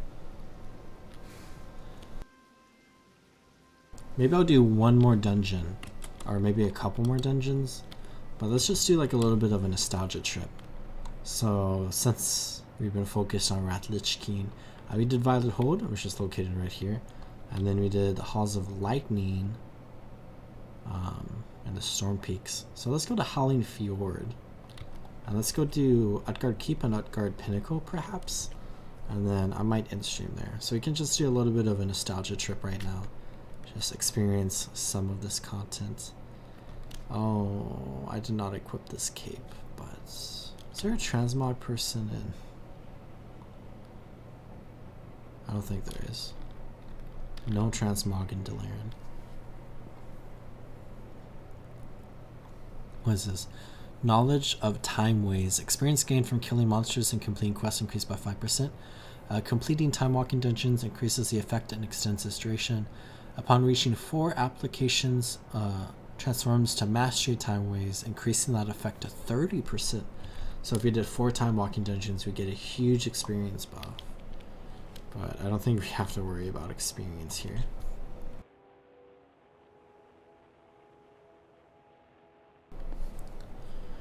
So I'm not sure if you come into instance options here. So dungeon difficulty, normal, heroic, or mythic.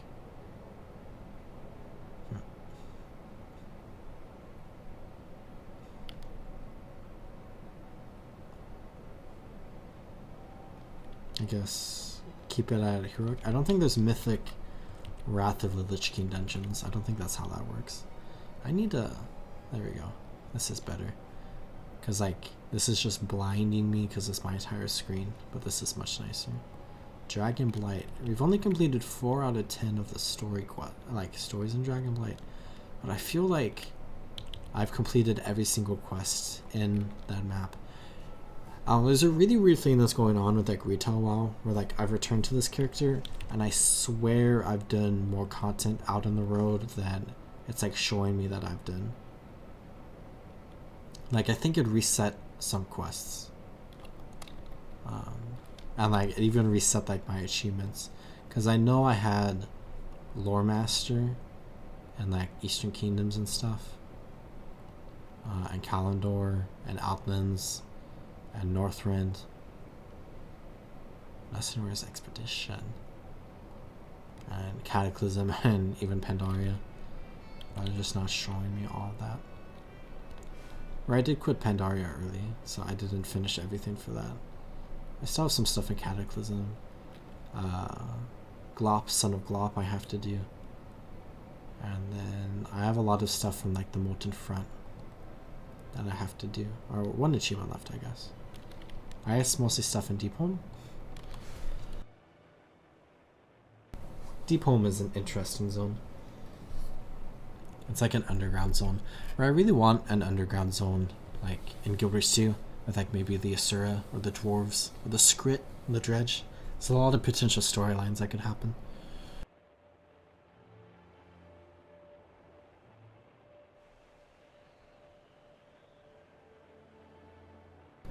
Could have a potential underground expansion, so they can do that whole vibe and it'll be unique.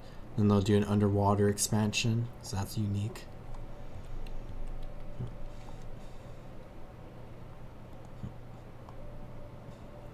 Yeah, I think Utgard Keep is like one of my favorite dungeons in World of Warcraft, so I'm kind of excited to like, I mean we're going to do it in retail and we're just going to blast through it because it's not a time walking thing.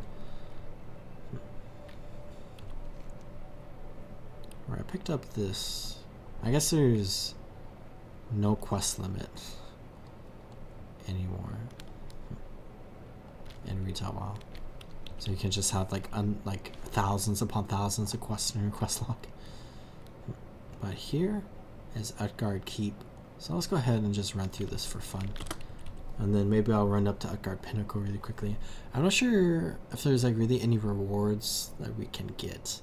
Maybe like some skins we can unlock.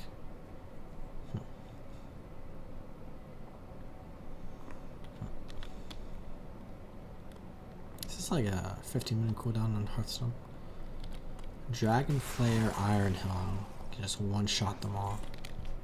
Where I need to come. We got an epic drop off them. Okay, that's interesting. Interface.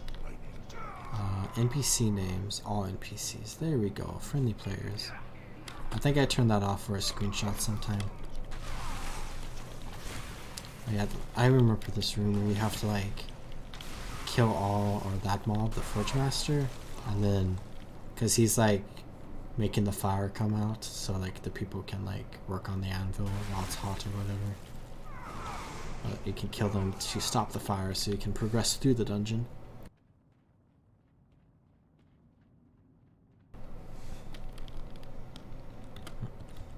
This is kind of a cool thing about retail, is how you can just like blast through like old pieces of content and just like experience them super easily. Yeah, I remember when I played a lot, I did a lot of like Wrath Lich King and like Burning Crusade raids.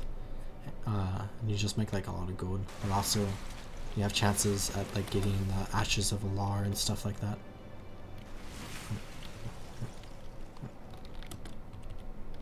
These are speed boosts. Did the time change in the US yet? We do not change until next week. So, November 6th, I believe. So, we still have another week left. Got Prince Killiseth here with the Sand Lane. Yeah, the time change is always a tumultuous time when it comes to Guild Wars 2. Because Guild Wars 2's timers are set to UTC, and UTC doesn't change with daylight savings time beginning and ending.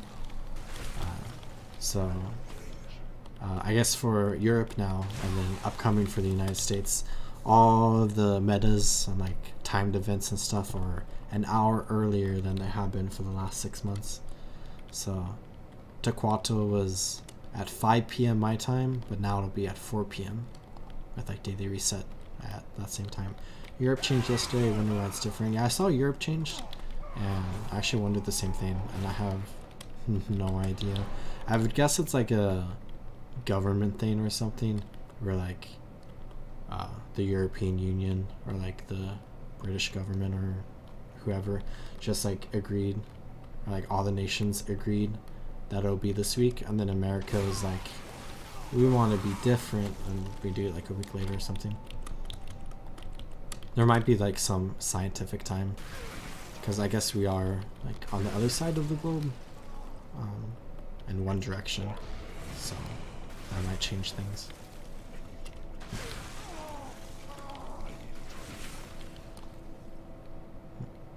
Oh, I have like a faint memory of these bosses.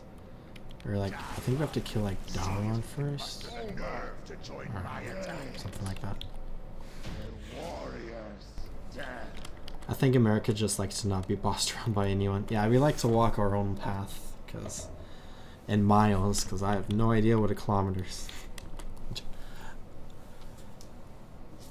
I wish there's like a lot of like discussions and stuff about like imperial system versus the metric system, but I really wish we were the imperial system, or I really wish we were the metric system, not the imperial system.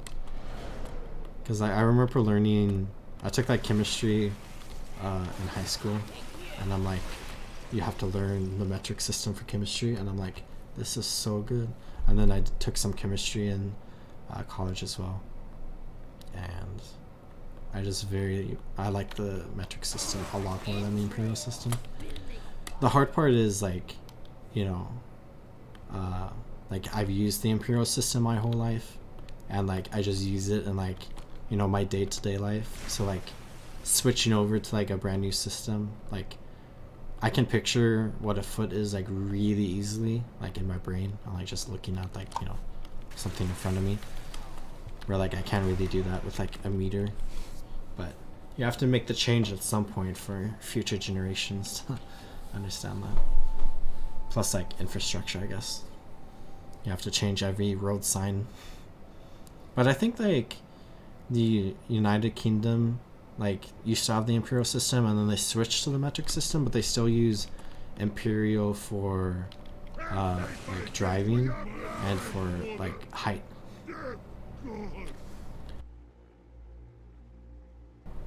What happens here? I just killed Ingvar. They got Valkyries appearing. Your pathetic failure will serve as a warning. So he's about to be risen as a You Valgul or whatever it's called. arrive. Waits to, I think. Carry out the master's will. So that would be a first good step for the United States. Just leave weight, height, and driving in Imperial, and then switch everything else over to metric.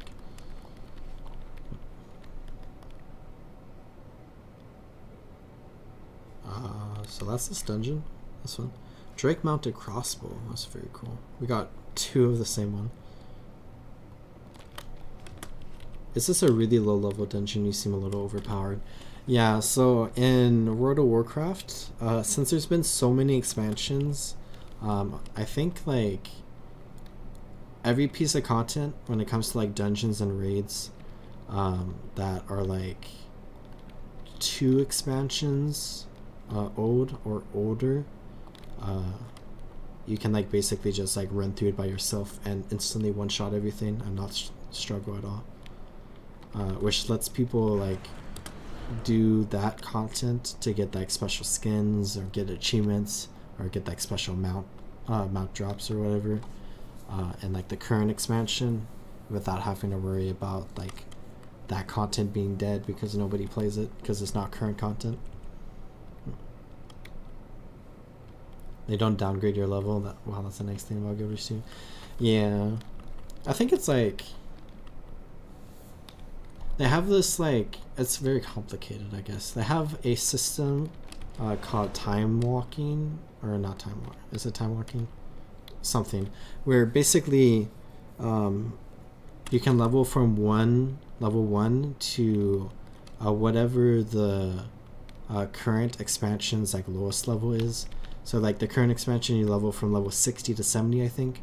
So you can level from level 1 to level 60, and like any expansion's content that you want, you just select it, and it will scale you down to that expansion, which is nice. So you can like quest and like do those dungeons like at that level. So like this is Wrath of Lich King, so I could select to do Wrath of Lich King content at like, and be scaled down to like that level and like do those dungeons and stuff, and it would be challenging. Like what I did earlier, I was doing Wrath of Lich King content and I was scaled down, but I chose to not be scaled down right now and to be at like a very high level in this dungeon, so I just one-shot everything. So you have like the choice to do that. Where like I don't really gain experience at this, I just haven't run through this dungeon in a long time, so I just wanted to run through it. But once you reach level 60, or it'll be level 70, I guess, when the new expansion comes out, you lose that opportunity to scale down, except during special time walking events, where you can do select dungeons and raids where you're scaled down to that level, but you lose the ability to like scale yourself down to that expansion's content, which I think is stupid. I think you should be able to scale yourself down to like whatever content you want to do, like anytime you want, so you can like do that content like at the level, like the appropriate level, and then like still have the opportunity to like be super overpowered, so you can just like run through the old raids and dungeons and get, you know, special skins and whatnot, but still have the option to scale down, which you lose that, which sucks. Also, I think there's a shortcut to get back to the front, but who knows. So I did this dungeon. I guess I'll do maybe, I haven't done a lot of Wrath dungeons. I'm kind of just wanting to chill and like go on a little bit of a nostalgia trip.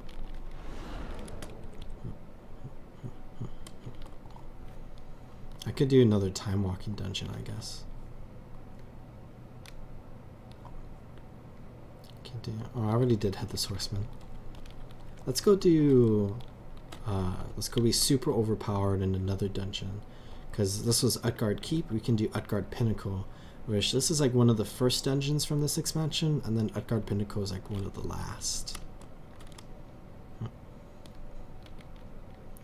But yeah, I just like press one button here and I just one shot off 3 of them. So very, very powerful. Oh, there's quests here for me to pick up if I wanted. But I did not pick any of them. I swear I've like done those quests before. Can be kind of satisfying. Yeah, there's like a certain level of like relaxation that occurs when you do like old content, when you're like scaled up super high.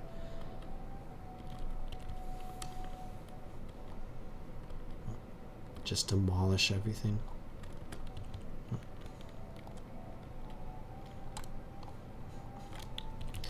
It is nice from like one point of view to just like be able to experience it and get, you know, special rewards from like old pieces of content that are no longer relevant, which I think is a big issue with World of Warcraft. Like Guild Wars 2 content, like they've made it so like pretty much every piece of content that's like come into the game is still like relevant and like played, even like stuff that is less popular like nowadays, where stuff like dungeons and like dragon response missions and like activities, like those are like not popular at all, but you still find people doing them.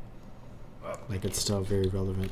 Where if I try to find a group of people to do like this dungeon specifically, it would probably be a bit of a challenge.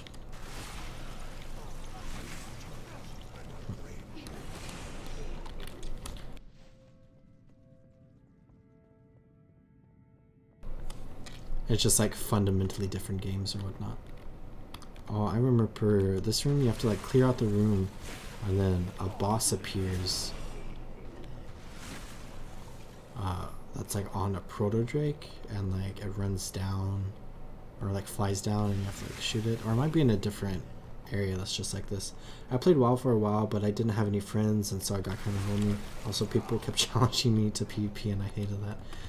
Yeah, PvP and like in general for people who don't want to PvP, it kind of like sucks when you get like forced into it, which, or like if you people try to like convince you to do it, it's definitely very annoying. You're a warrior / caster, can do both. Yeah, I'm like so this is like my main class from like way back in the day, which is a Death Knight, and it's like very similar to a Guardian in Guild Wars 2, which is why I started playing a Guardian, because it was like very similar to this class. But I'm a warrior that basically has like magical abilities, so like I hit things with swords, and then I have like some special abilities that like make my swords like stronger, but then I have like some special magical things here, like the main ability that I've been using, because it's a ranged AoE attack, so it's like very nice when you're like running through dungeons like this, to just blast everyone with it. I will be happy to slaughter them in your name. Come. So yeah, it's like a martial fighter with magical capabilities. And like the aesthetic is, I'm a Death Knight, so I'm channeling like dark, like necromantic energies, I guess.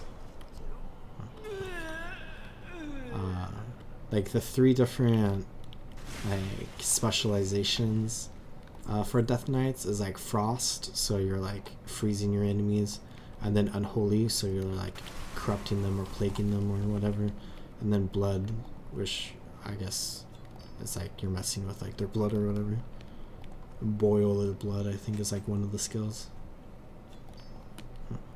So kind of like dark and gruesome compared to like a Paladin in this game, which is another like class that's like a martial class that has magical capabilities, but does like basically like the opposite vibe, where you use like, you know, holy magic and like light magic in order to damage enemies, similar to like a Guardian in Guild Wars 2, how Guardians kind of use like fire magic alongside like martial attacks. Or a Reaper, you know, you use a great sword to hit things, but then you have like necromantic energies, like similar to a Death Knight. plague your enemies, bleed your enemies,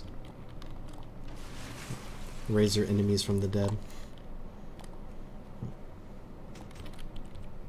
I think that's only like, that's like the rise ability. You like damage your enemies and then it turns them into shambling horrors or whatever.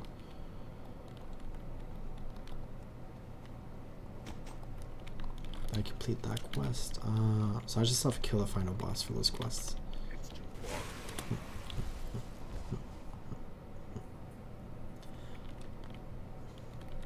Now, the aesthetics of this dungeon is kind of interesting because it's like the Keen's dungeon or whatever.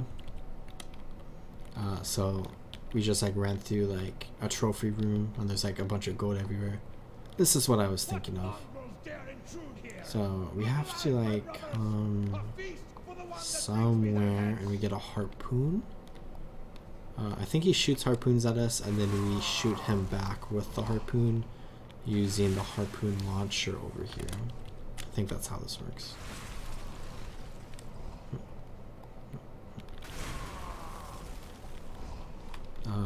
We have this and then use that. And then I did like a third of the damage to the proto-drake. And then he freezes us, flies down. This is what I remember. So if you get this harpoon, and then I think we can just do like 2 more times, and then that'll kill the proto-drake, and then we just one-shot the boss, or 2-shot the boss.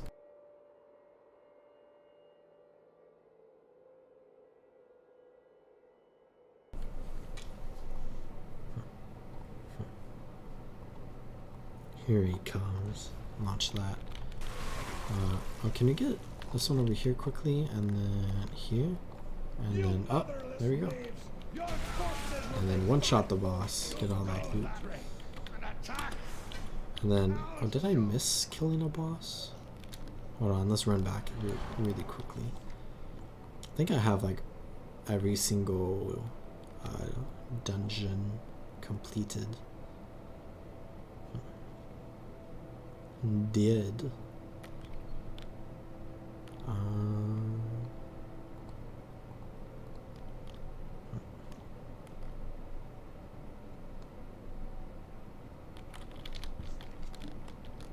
I think there's a room back here that has like an abomination in it. I have very faint memories of this. Let's just do some exploring. Like, I don't think I really have to kill a boss, but I'm more just curious. I'm very happy I have this skill that increases my movement speed by 35%. It's like swiftness. Oh, no. Oh, this is just the first boss room. Sorry, did I miss anything? Maybe the bosses are just out of order. Let's Google this really quick. Gortok Palehoof. Who are you? You're a Minotaur boss who's the second boss at Utgard Keep. Oh, we have this map here. Oh, Trophy Hall. He's in the Trophy Hall. So it's like right before we fight that one like dragon boss with the rider. So how do we start this fight? Oh, stasis generator. So I guess we fight all 4 of these mobs here. This is live. Yes. Hello, hello. I hope you are doing well. Oh, you have to channel the stasis generator. Okay.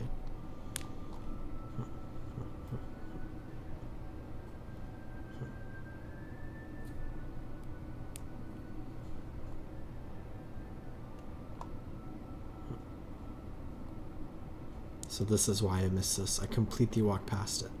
So Ravenous Furbolg. Enjoy getting one shot. Who's next? The Worgen? Oh, the Yormonger.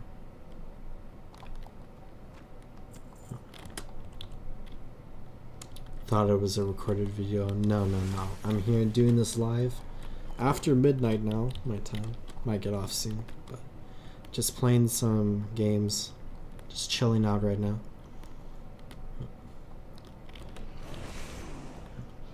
Hit the Worgen for 160,000 damage. Ferocious Rhino, hello. Probably don't want to come out of stasis. Freeze Anim. I think that's hooked. Here's the boss. Gortok Palehoof.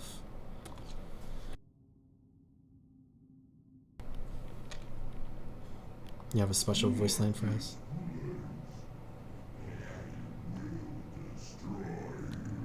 Now, this is kind of sad, where like all these like beasts and then Gortok were like kidnapped from their homes and then put here in stasis, and they've been locked in stasis, and then like we freed them, but like, you know, they're random beasts and like they're so confused, so they start attacking us, and then we press a button and kill them. Moving on to the final boss of the dungeon. Oh, we have this like type of shoulder pad here, but it's like a different color. Which we see that a lot in World of Warcraft, because there's no dyes. They're free now. Yes, they are. But we can kill the person that, well, at least order them to be put into stasis.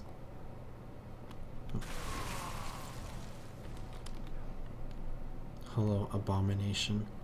You are an updated model compared to what you used to be in this dungeon way back in the day.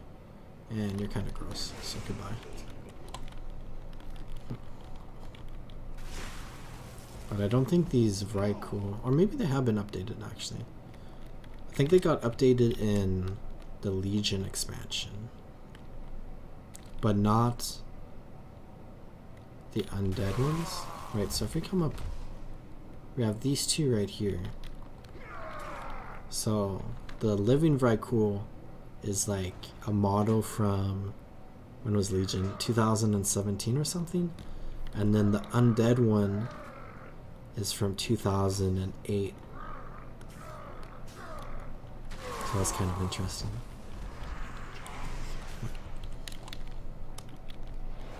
Because this dungeon came out in 2008, and they made like all these different like models, but then they've updated some of them because like they reuse them in future expansions.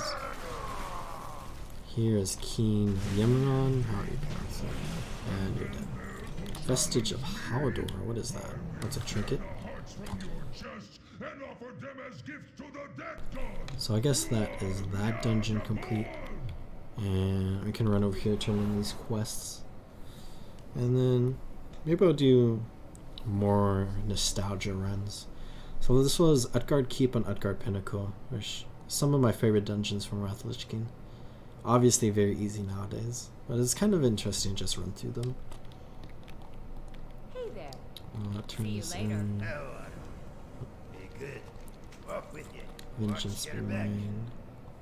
Well, that's not an upgrade. I guess maybe we could, let's use, where is it? What's a toy now? So Wormhole Generator Northrend. Since we're in Northrend, which is the Wrath of the Lich King continent, let's generate a wormhole. And then I want to go to Ice Crown, I think.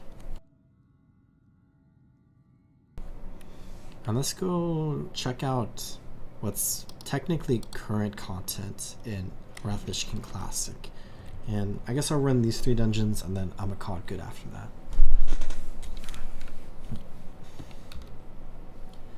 But we're in the last phase of Wrath of the Lich King Classic for World of Warcraft. Which BlizzCon, which is like Blizzard's biggest advertising of the year, basically, is happening in like 4 days or whatever.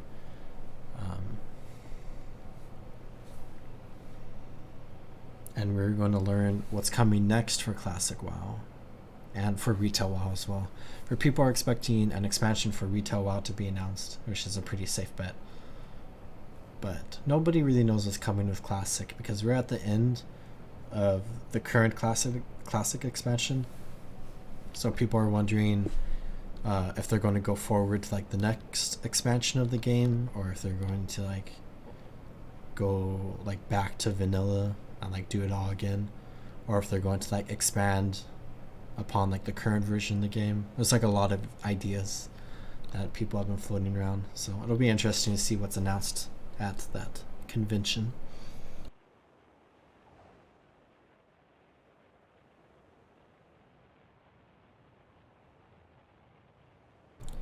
But 3 dungeons were added to Wrath of the King Classic during this phase, which I think starts up here. And these dungeons are kind of interesting because you can do each one individually, but they also like feed into each other, which, if I remember correctly, I think the Pit of Sauron is the first one, or is it Forge of Souls? Hold on. Pit of Sauron Classic. Wow, let's see. I know Halls of Reflection is the last one.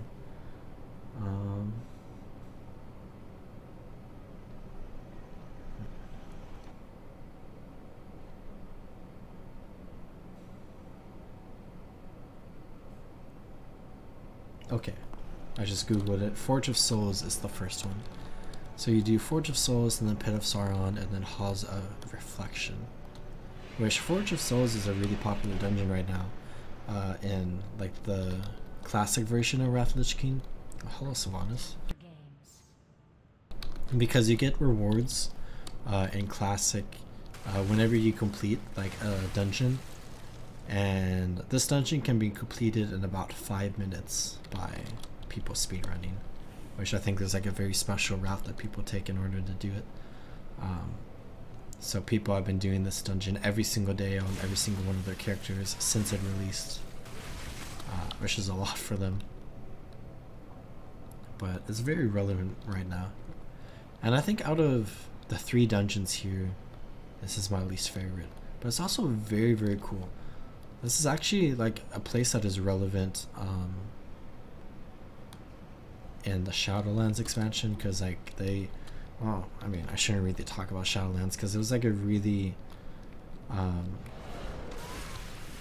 don't know, controversial expansion because of how it changed a lot of like previous established lore and story. But I don't know, shout out to Shadowlands for making this place a little bit more important, I guess. It was just a cool aesthetic.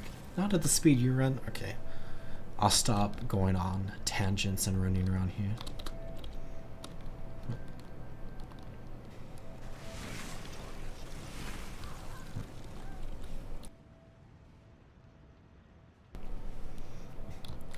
I know we have the first boss, I think, right here, or coming up soon.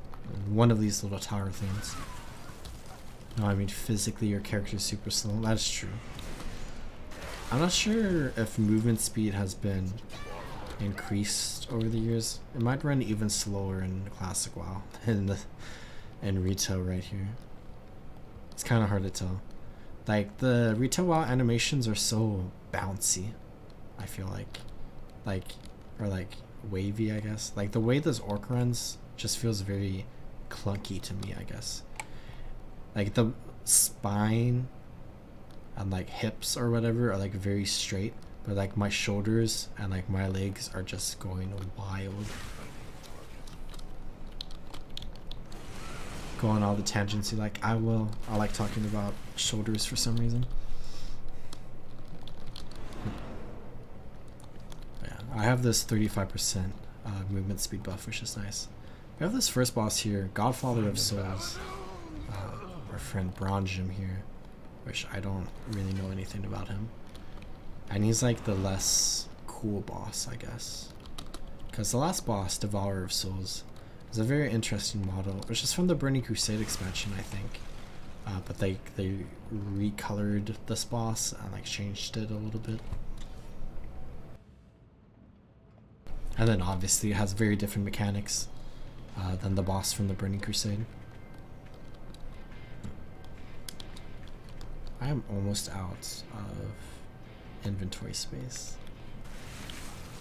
Are those floating skulls? Yeah, I think these are like ghostly skulls.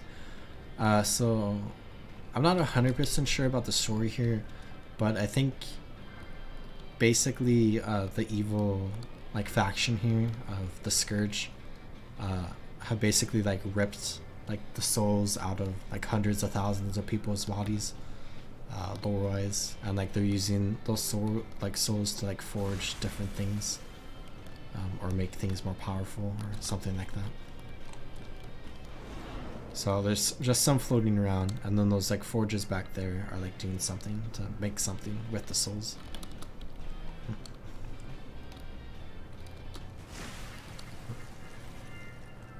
Right, here's this boss, Devourer of Souls. So I guess this is like a minion of the Scourge that becomes like more powerful over time as it eats more souls. It's a very funky looking boss where it has like this face here, and then if you come over here it has like a different face, and then if you come all the way over here it has a third face, but it's dead now. Got another frozen orb.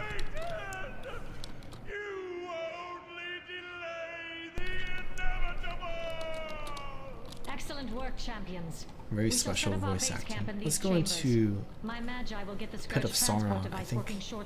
This takes us straight there. So we can go straight into the second dungeon, which is nice.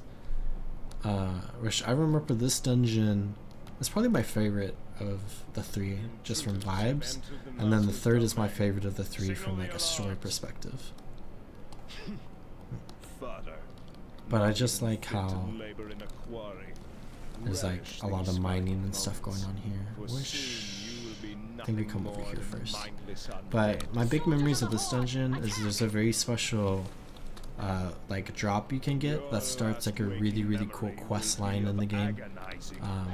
That the drop comes from any of the three dungeons, but I remember like it's best to farm it in this dungeon because there's like so many more mobs, and like the mobs are like very close to the start of the dungeon, so you can just like restart pretty quickly, or like reset.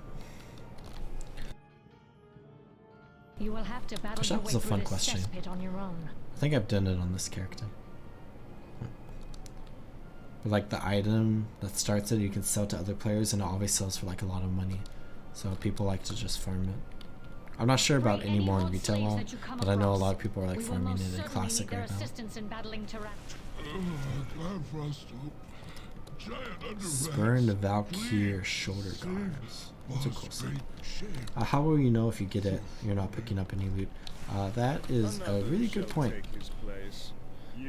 I remember in Guild Wars 2, when Heart of Thorns first came out, and I was like, you know, still new to the game because I started playing in like 2012, so I've only been playing for like 3 years. I was like very not interested in opening like all the different loot bags that you get from Heart of Thorns, so I probably deleted like a few thousand bags from all the metas until I realized that I should probably be opening them. And I still wonder to this day if there was like a precursor in one of those bags that I missed out on.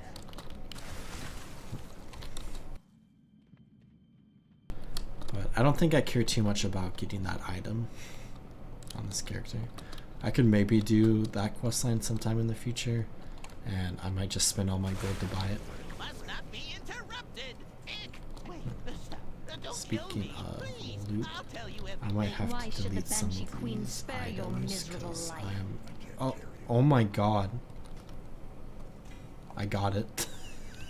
What you seek is in the I got the quest item that starts the quest line because I killed this one random mob and I looted it. So,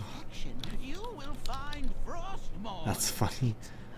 I have a feeling the drop rate is probably buffed in the retail version of this game because it's a rare drop in the old version. But I have this quest line, and it says I can do the quest. It looks like. Oh, you don't meet the requirements for that quest? I think I can give this to another character. I could probably do it. Is all that awaits you. No! I need to go to a vendor. This should be fine for now. Final boss. Okay, let's run up here. That's so funny that I got this drop Come, we must free the from the one mob that I looted that wasn't a boss too. For the Lich King has placed an army of undead at my command. Behold!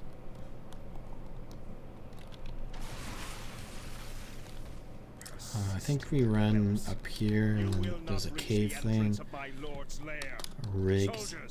Yeah, the game heard me talking about it, and then they're like, oh, I guess we'll just drop it for this person.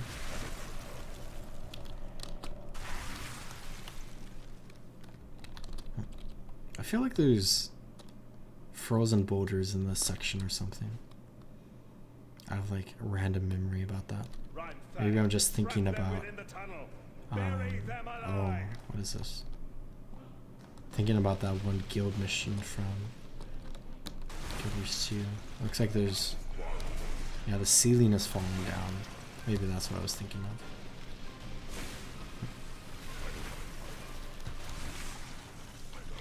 Disturbed glacial remnants.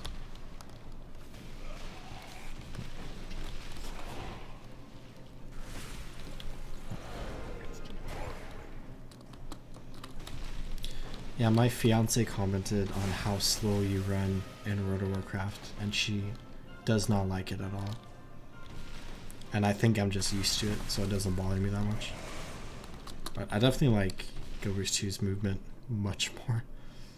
But this doesn't bother me. Okay, let's kill this boss. Last boss of this dungeon. Alas, brave adventurers. Oh, we do not one-shot the dragon. I have to like 10-shot it. Oh, I think we have to listen to them go on an evil villain monologue for a moment. Heroes, we will hold off the undead as long as we can, even to our dying breath. Deal with the Scourge Lord. Such an amusing gesture from the rabble. When I have finished with you, my master's blade will feast upon your souls. Die. And you're dead. What does this look like? Oh, we have this. Can I remove the cape for a second? Oh. Yeah, those pants don't look cool. I think the chest looks just like the pants. So that dungeon's complete. And there's one more dungeon. So Halls of Reflection. This dungeon's story is really cool. Where, how do I open this? And the blazing path of light you cut through the shadow of this dark citadel. This day will stand as a testament, not only to your valor, but to the fact that no foe, not even the Lich King himself, can stand. Take when cover! alliance Behind and me, horde quickly! Set aside their differences and I just got teleported. Oh, Cinderghosta's here, Queen of the Frostbrood. I saw her, but I didn't realize she was. I guess she just annihilates all of the horde here, except for these two mages that cast shields upon themselves. I thought he'd never shut up. At last, Cinderghosta silenced that long-winded fool. To the Halls of Reflection, champions. Our objective is near. I can sense it. So I think Sylvanas will open this portcullis over here for us. Yeah, Cinderghosta's a raid boss in the raid up here. So these three dungeons are like in the same like general area as the raid. And like this all like the story here leads into like the raid story.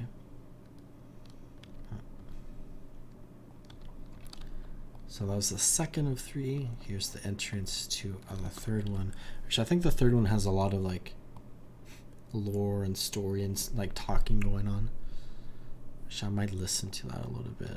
Discovered Halls of Reflection. I've been here before. Thank you very much. I think the first part's like really cool, and then it gets boring for a bit, and then it gets cool I again. don't believe it.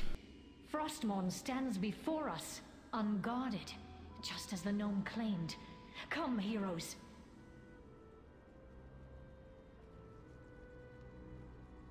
So I think we talked to Sylvanas to We are start the this. Forsaken. We will slaughter anyone who stands in our I guess we way. have a part to skip the lore. Let's go ahead and not skip it, because I haven't seen this in a while.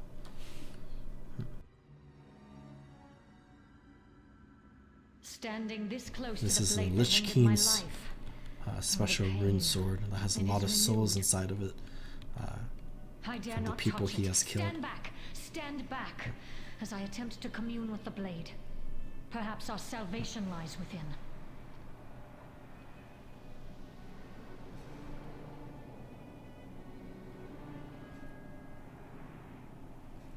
And Uther the Careful, Lightbringer. girl. I've heard talk of that cursed blade saving us before. Look around you and see what has been born of Frostmourne. Uther the Lightbringer. You haven't much time. The Lich King sees what the sword sees. He will be here shortly. The Lich King is here? Then my destiny shall be fulfilled on this day. You cannot defeat the Lich King. Not here. You would be a fool to try. He will kill those that follow you and raise them as powerful soldiers of the Scourge. But for you, Sylvanas, his reward for you would be worse than the last. There must be a way. Perhaps. But know this. There must always be a Lich King. Even if you were to strike down Arthas, another would have to take his place. For without the control of the Lich King, the Scourge would wash over the world like locusts, destroying all that they touched. Who could bear such a burden? I do not know, Banshee Queen. I suspect that the piece of Arthas that might be left inside the Lich King is all that holds the Scourge from annihilating Azeroth. Alas, the only way to defeat the Lich King is to destroy him at the place where he was created. The Frozen Throne. Aye. He is coming. You... Silence, Paladin.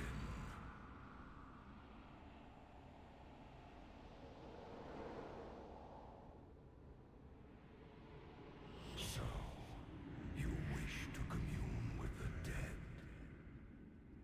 You shall have your wish.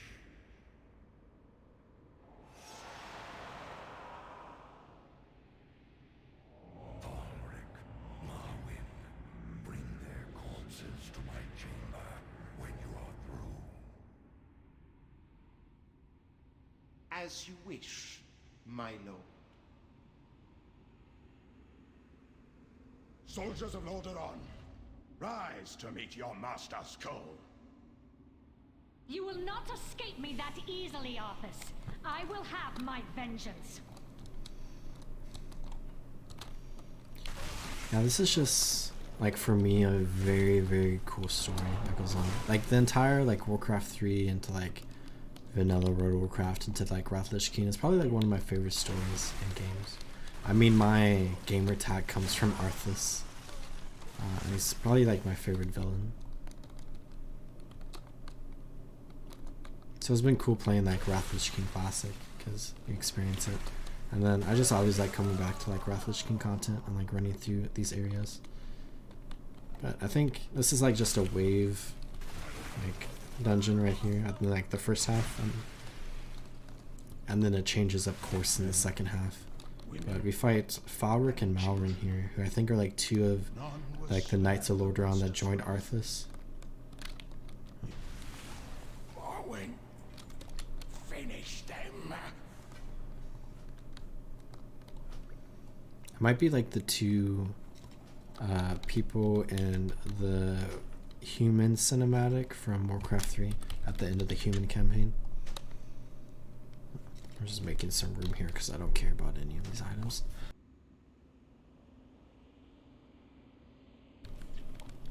And I think we have to wait a second and then we'll have these next waves coming. Alright, we're just fighting like the ghosts of some of the ancient like soldiers of Lordaeron.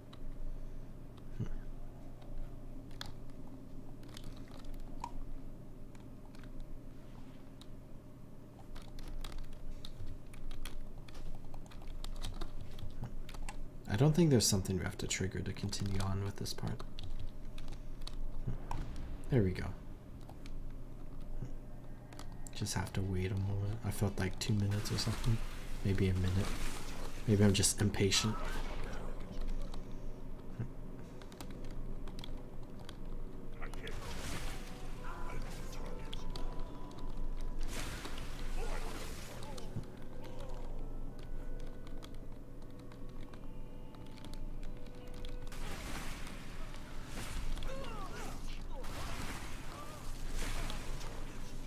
one more wave. The last ghosts in the room.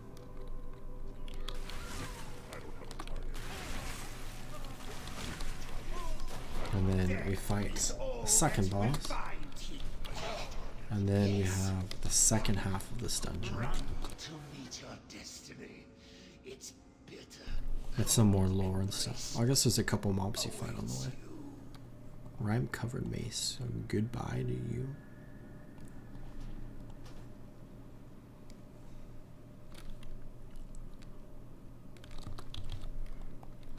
Frost Sworn General. You are not worthy to face the Lich King. I think that's like a mini boss, kind of. Not like one of the main bosses of the dungeon.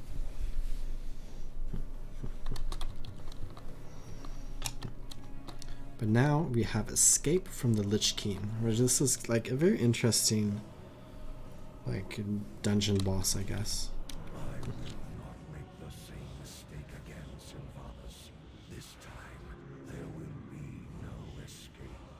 You will all serve me again. He's too powerful. Heroes, quickly, come to me. We must leave this place immediately. I will do what I can to hold him in place while we flee. Where we're not really fighting the boss. The boss is to avoid the boss, I guess. So select the Sylvanas, we're ready, let's go. And the Lich King is going to slowly walk towards us, and we are going to make a run for it.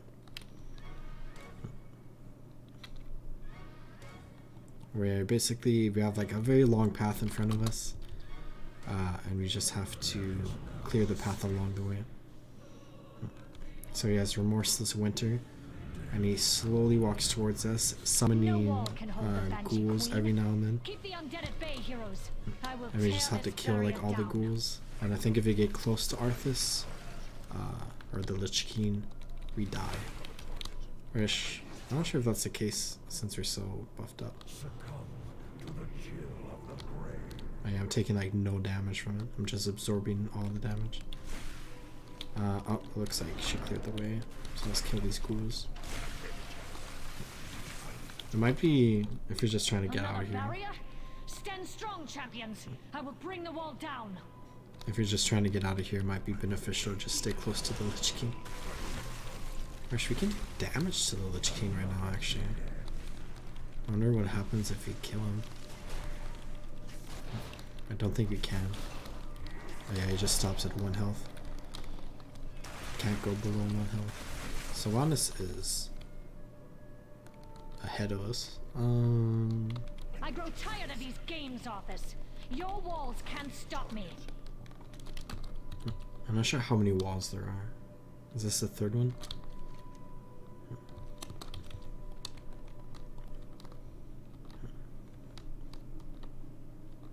This is a very cool area here. It's like a cave, but we have this necropolis in here.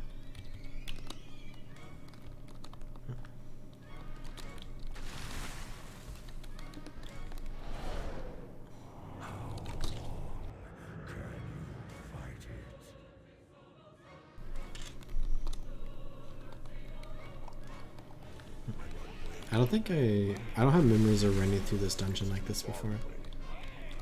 But like once we get to the last wall, Sylvanas is gonna be so far ahead of us, and we're just gonna have to like sprint to her. Because normally, when you're like doing this like at level, like the Lich King gets pretty close to you, and it gets like a little stressful. You have to like pump your damage a little bit.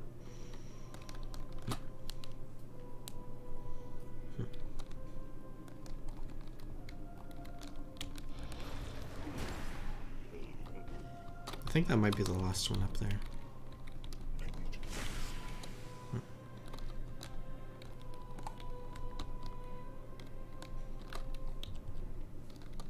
And we can cast Remorseless Winter as well, because we're a Death Knight. Once a minion of the Lich King himself.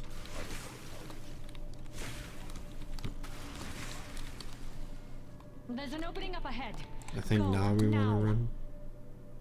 Oh, he's booking it. And then we get the final part of this dungeon. Which I think then the story of this dungeon basically goes into So the this is how it ends. raid. Prepare yourselves, heroes. For today, we make our final stand. I want to get to the end because something cool happens. Lich King's just falling. So it's a dead end up here.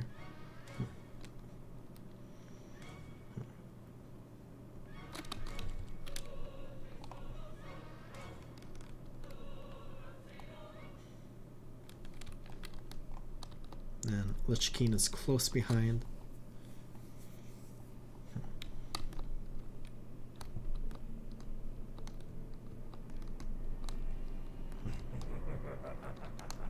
Nowhere to run. You're mine now. Fire! Fire! And then a giant gunship just collapses the wall in front of us and then saves us. Get on board, now! This whole mountainside could collapse at any moment. We are safe for now. His strength has increased tenfold since our last battle. So I It will think there's take a a mighty chest. army Yeah, to the destroy the captain's Lich chest. King. Let's get this. An army greater than even Probably the Horde nothing too can rouse. beneficial. And then we have a portal to Delaran, which is nice. So we just finished all 3 of those dungeons that are the current dungeons of Wrath Lich King Classic. Go ahead, mount up on my rooster. Or dismounted me. Not sure. And then let's go back to Orgrimmar, where this is a cool dragon skin. I think this is from the current expansion. And then I'm gonna clear out my inventory really quickly.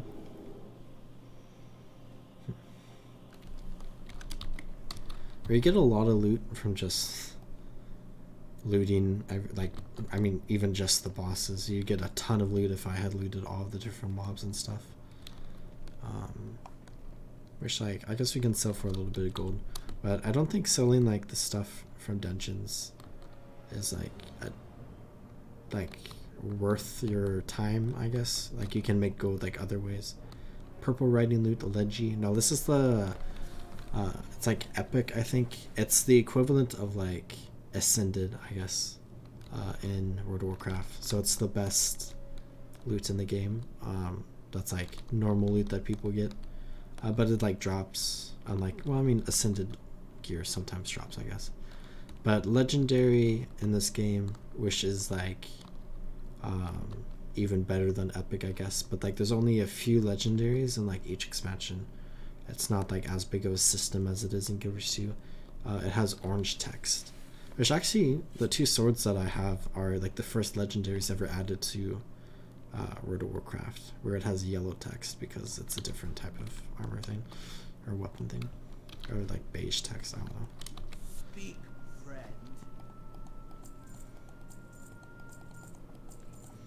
I think, oh yeah, they have a sell all button. Oh yeah, sell all junk items.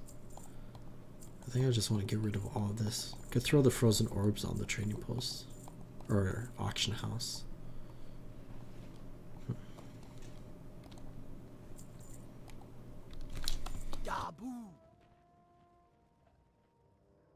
So let's come check the auction house really quickly.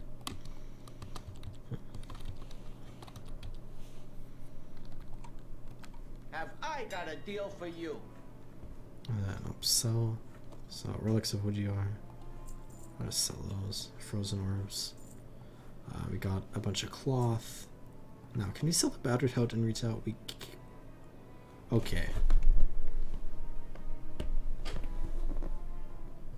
That's a lot of gold. So I guess it is a rare drop, and we just randomly got it. But we can sell that for 100,000 gold, which I think that's a third of a WoW token, which is 30 days of game time. That's insane. But I think I'm gonna hold on to it for now. And I might consider doing it. I think I can give it to another character, and I can do the questline on that character. So I might give up the gold and just re-experience that questline again, because I don't really care too much about gold in retail WoW, and we could have fun just experiencing that. But I think as far as this stream goes, I'm going to call it good here. I need to go clean the house a little bit and go to bed because it's almost 1 a.m. But I had a lot of fun running through dungeons. It's really unfortunate that the one classic WoW dungeon ended on the note that it did end on, with that really weird encounter. But overall, pleasantly surprised by that Violet Hold group, which was the first dungeon I did. They're very nice. And then it was fun to run through some of the retail dungeons. Thanks for streaming and letting me hang out a bit. Thank you for hanging out with me. I really appreciate it. It makes my evening a lot more fun. So thank you for watching and chatting. And I hope you and everyone else has a good night. And I'll see you next time I stream or upload a video or whatever. Good night / have a good rest of your day.